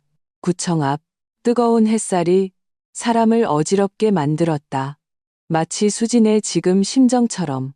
손에 들린 붉은색 혼인신고서는 이제 똑같은 색의 이혼신고서로 바뀌어 있었다. 맞은편의 남자는 한때 그녀에게 가장 익숙했던 남편이었지만 지금은 지독하게 낯설게 느껴졌다. 강태우는 지갑에서 은행 카드 한 장을 꺼내 그녀 앞으로 가만히 밀었다. 목소리는 파문 하나 잃지 않을 정도로 평온했다. 여기 3천만 원 들어있어. 비밀번호는 내 생일이야. 너에 대한 보상이라고 생각해. 최수진은 뼛속까지 전통적인 여자였다. 그녀는 평범한 노동자 가정에서 태어났고 부모님은 모두 성실하고 정직한 분들이었다. 어릴 때부터 그녀에게 가르친 것은 여자는 자존심을 지키고 좋은 사람 만나 시집가서 남편 내조하고 아이 키우며 안정적으로 사는 것이었다. 그녀의 인생은 실제로 그 방향으로 흘러갔다. 대학 졸업 후 그녀는 그럭저럭 괜찮은 회사에 들어가 그럭저럭 괜찮은 일을 했다. 가장 큰 꿈은 자신을 진심으로 사랑해주는 사람을 만나 따뜻한 가정을 꾸리는 것이었다. 그리고 그녀는 강태우를 만났다. 강태우는 그녀 동료의 친구였다. 첫 만남은 친구들 모임에서였다. 그는 키가 크고 잘생겼으며 웃을 때 눈에 별이 박힌 것 같았다. 그는 수진에게 첫눈에 반해 연락처를 물었고 다음 날부터 열렬히 구애를 시작했다. 그 시절은 수진이 평생 살아온 날 중 가장 드라마 같았던 시간이었다. 강태우는 그녀가 무심코 뱉은 모든 말을 기억했고 그녀가 야근하는 깊은 밤에는 도시의 절반을 가로질러 따뜻한 국 한 그릇을 배달해 주었다. 그는 밸런타인데이에 999송이의 장미로 그녀의 사무실을 가득 채웠다. 그는 그녀는 그가 이 세상에서 만난 최고의 여자라고 말했다. 그가 그녀에게 청혼할 때 했던 가장 감동적인 말은 이것이었다. 수진아, 내가 큰 능력은 없지만 평생 너한테 어떤 서러움도 겪지 않게 해줄게. 수진은 믿었다. 그녀는 미래에 대한 모든 아름다운 기대를 품고 평생을 맡길 수 있다고 생각한 이 남자와 결혼했다. 결혼 후의 생활은 처음에는 정말 달콤했다. 그들은 작은 아파트에서 월세로 살았지만 작아도 수진이 아늑하고 깨끗하게 꾸며놓았다. 그때의 강태우는 회사에서 눈에 띄지 않는 작은 사원이었고 월급도 많지 않았지만 매달 월급을 받으면 가장 먼저 수진에게 맡겼다. 그는 앞다투어 집안일을 했고 모든 기념일마다 작은 서프라이즈를 준비해 주었다. 그들은 가장 평범한 부부처럼 서로의 기쁨과 슬픔을 나누고 둘의 미래를 계획했다. 수진은 이런 날들이 영원할 것이라고 생각했다. 변화는 강태우가 승진한 후부터 시작되었다. 그는 뛰어난 능력으로 회사의 큰 프로젝트에서 두각을 나타내 파격적으로 부서장으로 승진했다. 그날부터 그의 인생은 마치 빨리 감기 버튼을 누른 것 같았다. 그의 일은 점점 바빠졌고 직급도 점점 높아졌다. 그에 따라 잦아지는 회식과 출장. 처음에는 집에 와서 밥을 먹지 못하게 되면 수진에게 전화를 걸어 미안함 가득한 목소리로 말했다. 여보, 미안해. 오늘 또 거래처랑 약속이 있네. 먼저 자. 나 기다리지 말고. 하지만 점점 그런 전화는 줄어들었고 그가 집에 오는 시간도 점점 늦어졌다.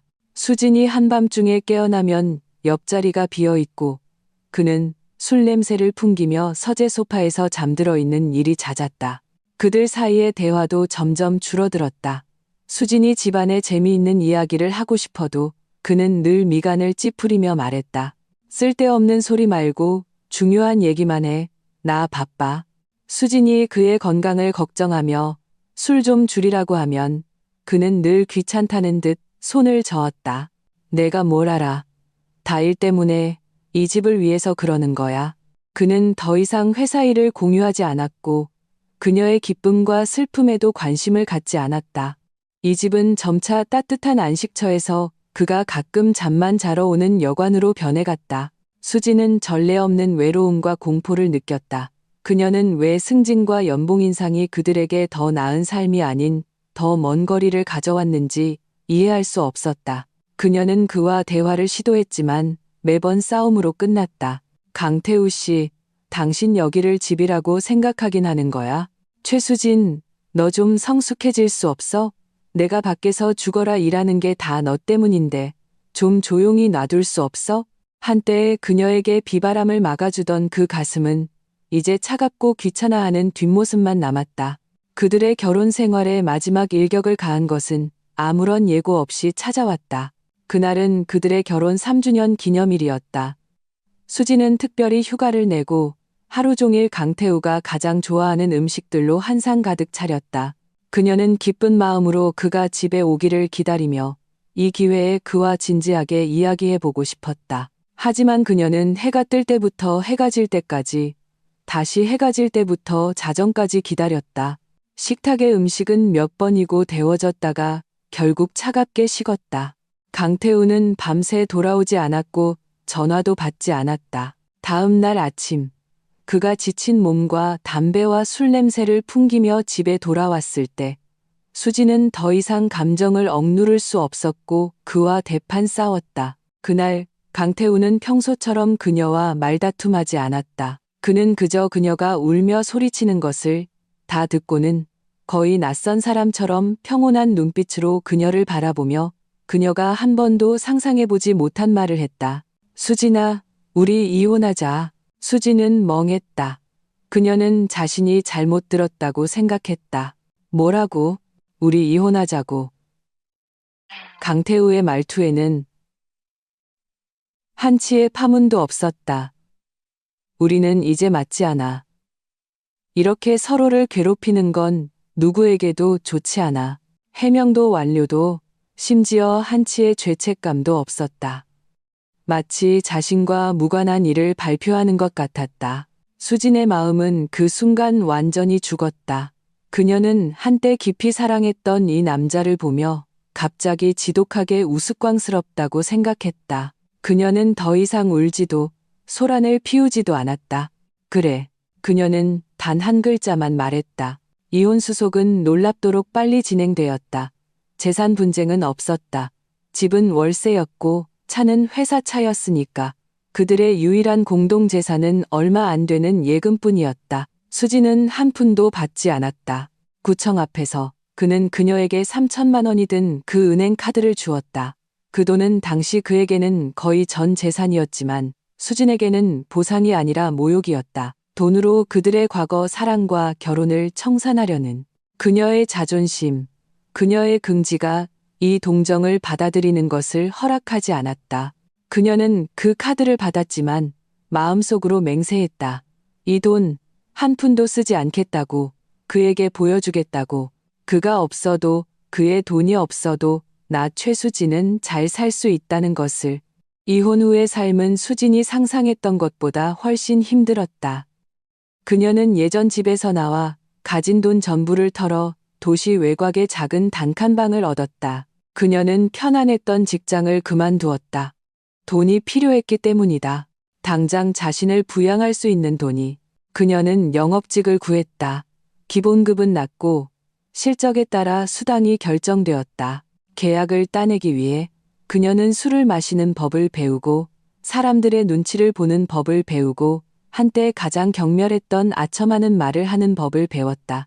그녀는 탱이처럼 매일 이 낯선 도시에서 지칠 줄 모르고 맴돌았다. 가장 힘들었을 때 그녀는 급성 위장염으로 입원했는데 주머니에는 몇십만 원밖에 없었다. 다음 날 입원비도 낼 수 없었다.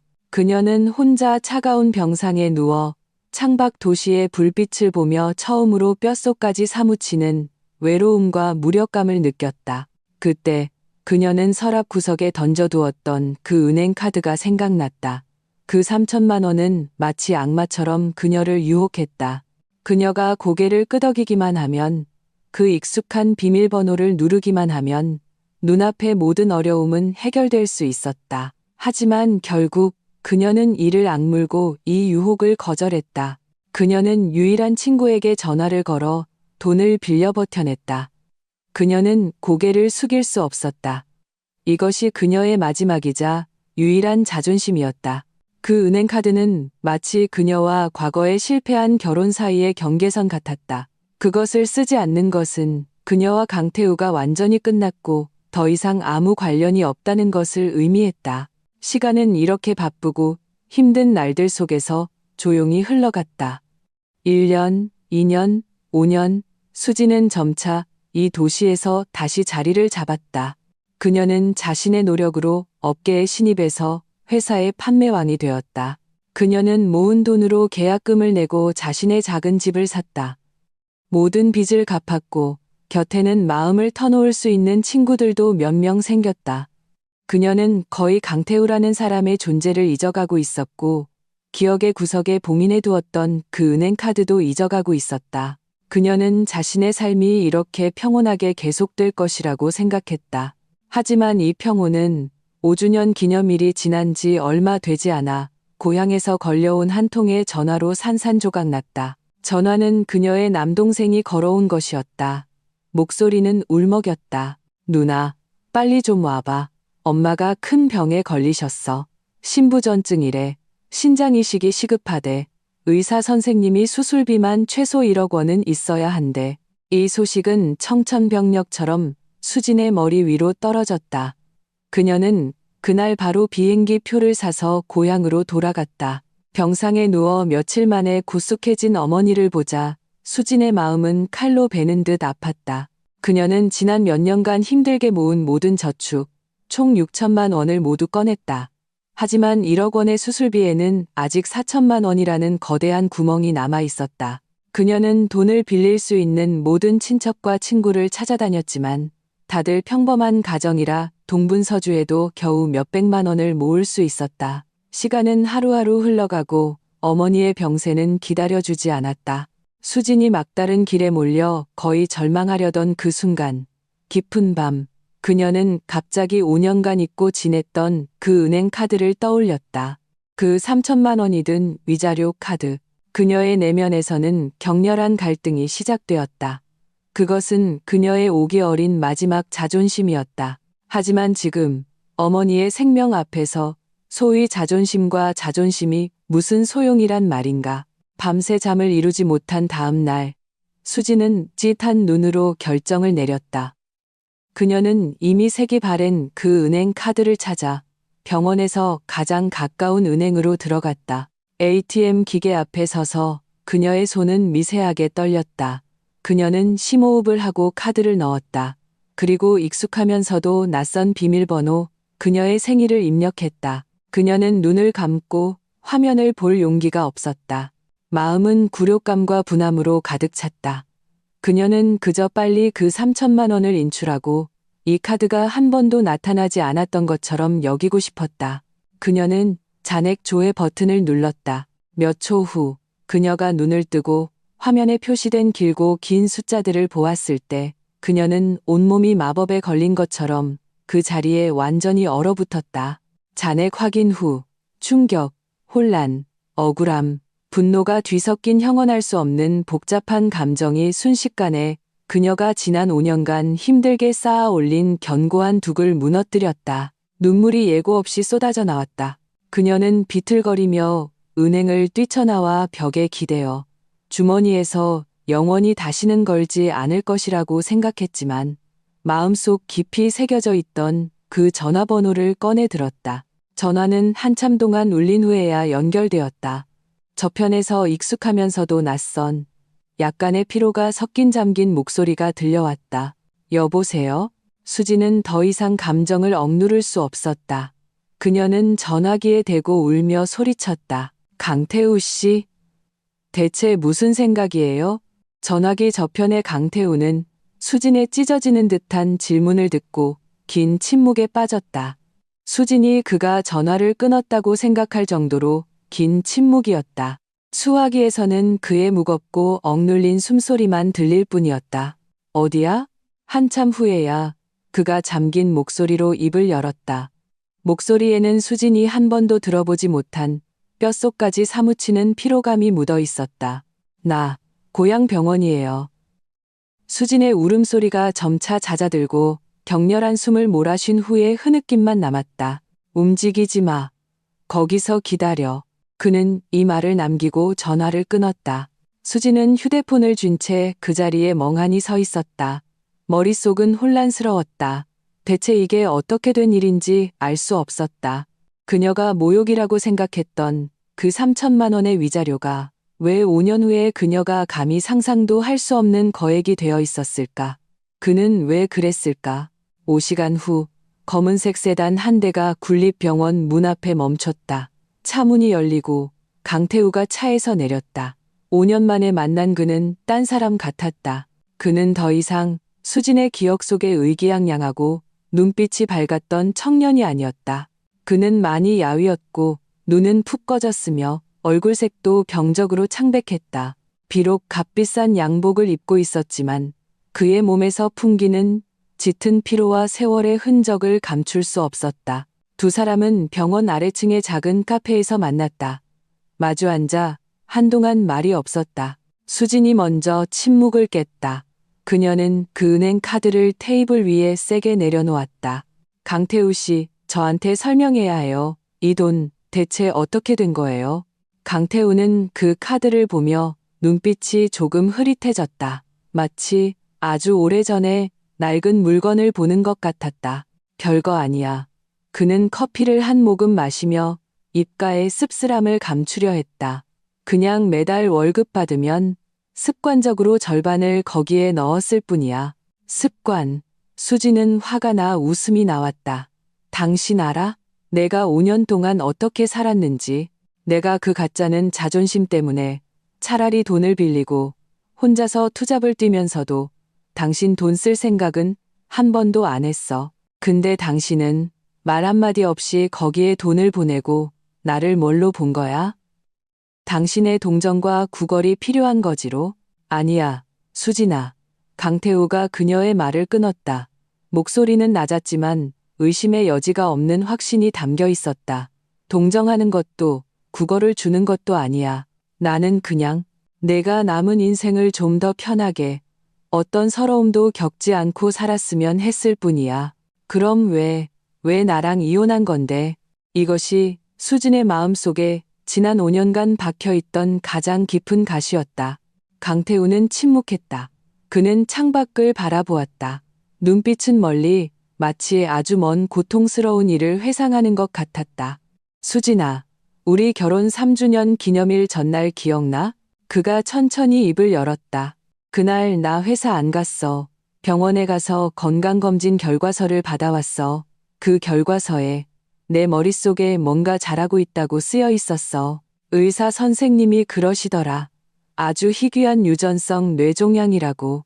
수술도 안 되고 치료법도 없고 그냥 약으로 유지하는 수밖에 없다고. 그리고 병이 진행될수록 기억력이 감퇴하고 성격이 변하고 손발을 제어할 수 없게 되다가 결국에는 완전히 자립 능력을 잃게 될 거라고. 의사 선생님은 또 그러셨어. 이 병이 언제 악화될지 모른다고. 10년일 수도, 5년일 수도, 어쩌면 내일일 수도 있다고. 카페는 조용했다. 수지는 자신의 귀에서 윙윙거리는 소리만 들을 수 있었다. 그녀는 눈앞에 이 남자를 보았다. 마치 다른 사람의 이야기를 하듯 이 말을 뱉어내는 그를. 그녀의 심장은 보이지 않는 거대한 손에 꽉 쥐어진 것처럼 숨을 쉴 수 없을 정도로 아팠다. 나는 내가 남은 인생을 결국 폐인이 될 운명인 나한테 낭비하게 할 수 없었어.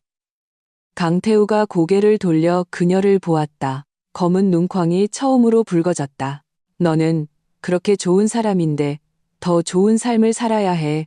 그래서 나는 가장 쓰레기 같은 방식으로 너를 떠나게 하고 너를 미워하게 만들 수밖에 없었어. 왜냐하면 그래야만 네가 뒤돌아보지 않고 진정으로 너 자신의 새로운 삶을 시작할 수 있을 거라고 생각했거든. 그 3천만 원은 내가 그때 줄 수 있었던 전부였어. 그 후로 나는 미친 듯이 일하고 미친 듯이 돈을 벌었어. 그냥 내가 나중에 없을 때 이 돈이 나를 대신해서 계속 너를 돌봐줄 수 있기를 바랐을 뿐이야. 진실은 가장 날카로운 칼처럼 수진의 5년간의 모든 원망과 자존심을 갈라놓았다. 그 밑에 이미 피투성이가 된 심장이 드러났다. 그녀가 배신이라고 생각했던 것은 희생이었다. 그녀가 모욕이라고 생각했던 것은 깊은 사랑이었다. 그녀가 5년간 미워했던 그 남자는 사실 이 세상에서 그녀를 가장 깊이 사랑했고 또한 가장 깊이 상처 준 사람이었다. 수지는 자신이 어떻게 그 카페를 걸어 나왔는지 기억나지 않았다. 그녀의 머릿속에서는 강태우가 한 말들이 계속 맴돌았다. 한 글자 한 글자가 러인처럼 그녀의 심장에 찍혔다. 그녀는 병원으로 돌아와 병상에서 고통으로 잠든 어머니를 보았다. 그리고 혼자서 더 큰 고통을 묵묵히 견디고 있는 그 남자를 떠올렸다. 눈물이 다시 억제할 수 없이 쏟아져 나왔다. 그녀는 한 남자의 모든 사랑과 죄책감이 담긴 그 은행 카드로 어머니의 모든 수술비를 지불했다. 어머니의 수술은 성공적이었다. 모든 것이 순조롭게 진행되었고 중환자실에서 이틀간 관찰한 후 일반 병실로 옮겨졌다. 그 후 며칠 동안 수지는 병원에서 어머니를 정성껏 돌보면서 머릿속으로 자신과 강태우의 미래에 대해 끊임없이 생각했다. 그녀는 어떻게 해야 할까? 그가 계획한 대로 그의 돈으로 남은 인생을 잘 살고 그와는 더 이상 아무 관련 없이 지내야 할까? 아니면 그의 곁으로 돌아가 그와 함께 점점 더 힘들어질 것이 분명한 미지의 길을 걸어야 할까? 어머니는 건강을 회복하여 부축을 받으면 침대에서 내려와 걸을 수 있게 되었다. 어느 날 어머니는 그녀의 손을 잡고 점점 야위어가는 그녀의 얼굴과 눈 밑의 다크서클을 보며 안쓰럽게 말했다. 수진아, 그동안 고생 많았구나. 수진은 고개를 저으며 어머니의 어깨에 가만히 머리를 기댔다.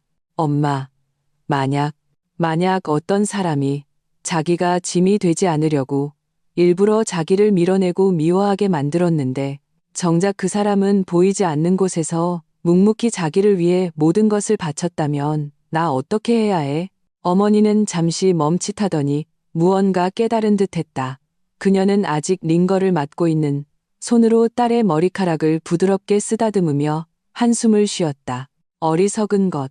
엄마는 평생 책을 많이 읽지 않아서 큰 도리는 모른다. 엄마가 아는 건 두 사람이 함께 있을 때 좋은 일에 꽃을 더하는 것도 좋지만 어려운 때 숯을 보내주는 것이 가장 귀하다는 것뿐이야. 그때 그가 너를 밀어낸 것은 그 사람 혼자의 결정이었어. 이제 네가 돌아갈지 말지는 너 자신의 결정이야. 엄마는 네가 앞으로 어떤 선택을 하든 후회하지 않기를 바랄 뿐이야.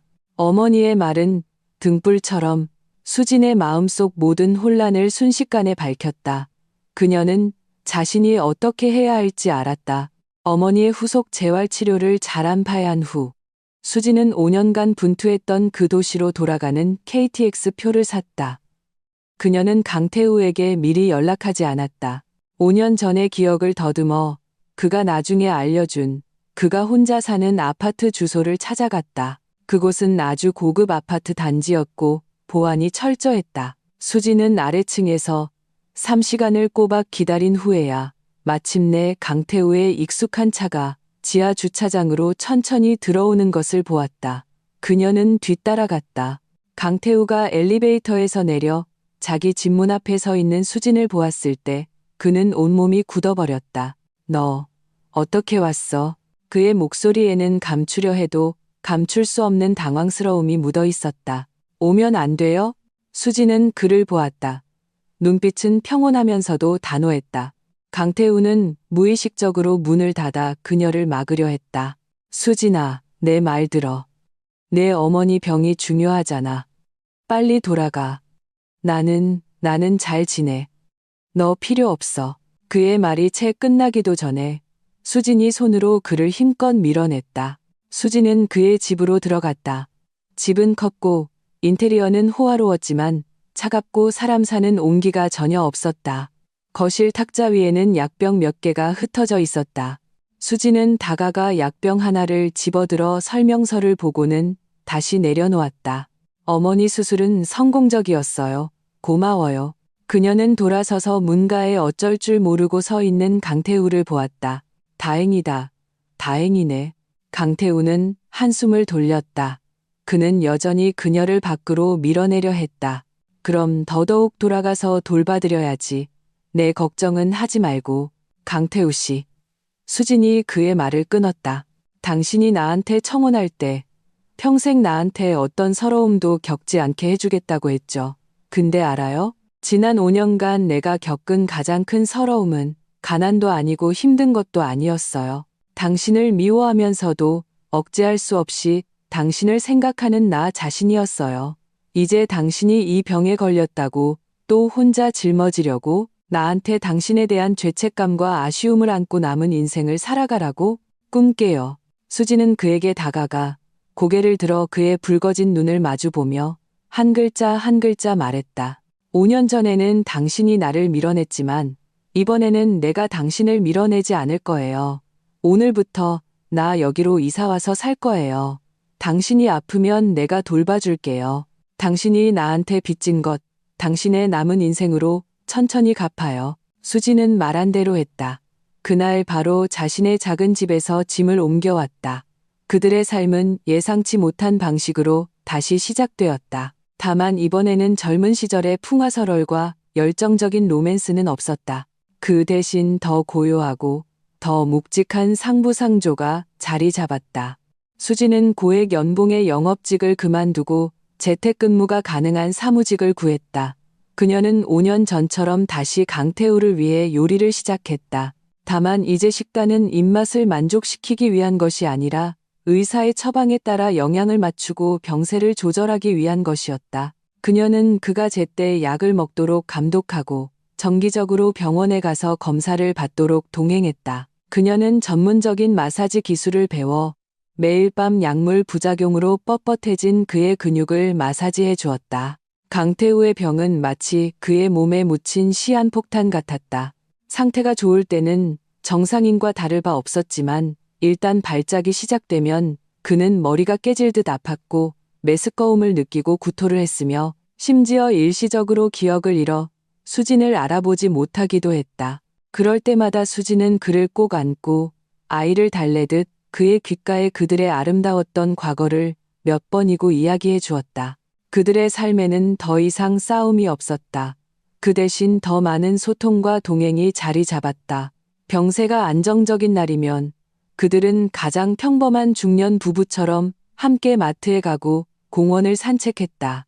그는 그녀에게 지난 5년간 어떻게 혼자 수많은 밤을 그들의 과거 추억에 의지해 버텨냈는지 이야기했다. 그녀도 그에게 지난 5년간 어떻게 혼자 세상 물정 모르는 작은 여자에서 혼자서도 모든 것을 해낼 수 있는 강한 여자로 성장했는지 이야기했다. 그들은 5년을 놓쳤지만 운명의 가장 잔인한 모퉁이에서 서로를 다시 찾았다. 그들의 사랑은 생사의 시험을 거친 후 모든 화려함을 벗고 가장 진실하고 강인한 본질을 드러냈다. 세월은 화살 같았다. 또 다른 5년이 흘렀다. 강태우의 병세는 약물 조절하에 의사가 예상했던 것보다 더디게 진행되었지만 결국 피할 수 없는 그 운명의 종착역을 향해 가고 있었다. 그의 몸은 점점 더 쇠약해졌고 대부분의 시간을 휠체어에서 보내야 했다. 그의 기억력도 점점 더 감퇴하여 때로는 수진을 자신의 어머니로 착각하기도 했다. 하지만 그가 어떤 모습으로 변하든 수진은 시종일관 그의 곁을 지켰다. 어느 날 날씨가 아주 좋았다. 햇살은 따뜻하고 눈부시지 않았다. 수진은 휠체어에 앉은 강태우를 밀고 아파트 아래층 화단에서 산책을 하고 있었다. 건강을 회복한 어머니도 고향에서 올라와 그녀를 도와 함께 돌보고 있었다. 화단의 장미가 활짝 피어 있었다. 강태우가 가장 크고 붉은 장미꽃을 가리키며 갑자기 아이처럼 활짝 웃으며 수진에게 말했다. 수진아, 꽃 예쁘다. 그의 발음은 이미 조금 어눌했지만 수진아라는 두 글자는 유난히 선명하게 불렀다. 수진의 눈시울이 순간 붉어졌다. 그녀는 몸을 숙여 근육 위축으로 힘이 빠진 그의 손을 잡고 웃으며 말했다. 네, 예쁘네요. 당신이 좀 더 좋아지면 우리 윈난성에 가요. 거기 장미 바다 보러 가요. 좋죠? 강태우는 알아들은 듯 못 알아들은 듯 고개를 끄덕였다. 얼굴의 미소는 나이처럼 순수했다. 수지는 그를 보며 마음속에 슬픔이 아닌 전례 없는 평온과 만족감을 느꼈다. 그녀는 알았다. 5년 전 그 잔인했던 이혼은 사실 이 남자가 자신만의 방식으로 그녀에게 했던 가장 격렬하고도 가장 깊은 사랑이었다는 것을, 그리고 그녀의 5년 후의 귀환은 그 사랑에 대한 그녀의 가장 확고한 대답이었다. 그들의 미래 시간은 어쩌면 얼마 남지 않았을지 모른다. 하지만 그들이 지금 이 순간 가지고 있는 이 사랑은 영원함을 능가하기에 충분했다. 석양의 노을이 그들 세 사람의 그림자를 길게 늘어뜨렸다. 멀지 않은 곳에서 아이 몇몇이 잔디밭에서 뛰어놀며 은방울 같은 웃음소리를 냈다. 삶은 계속되고 있었다.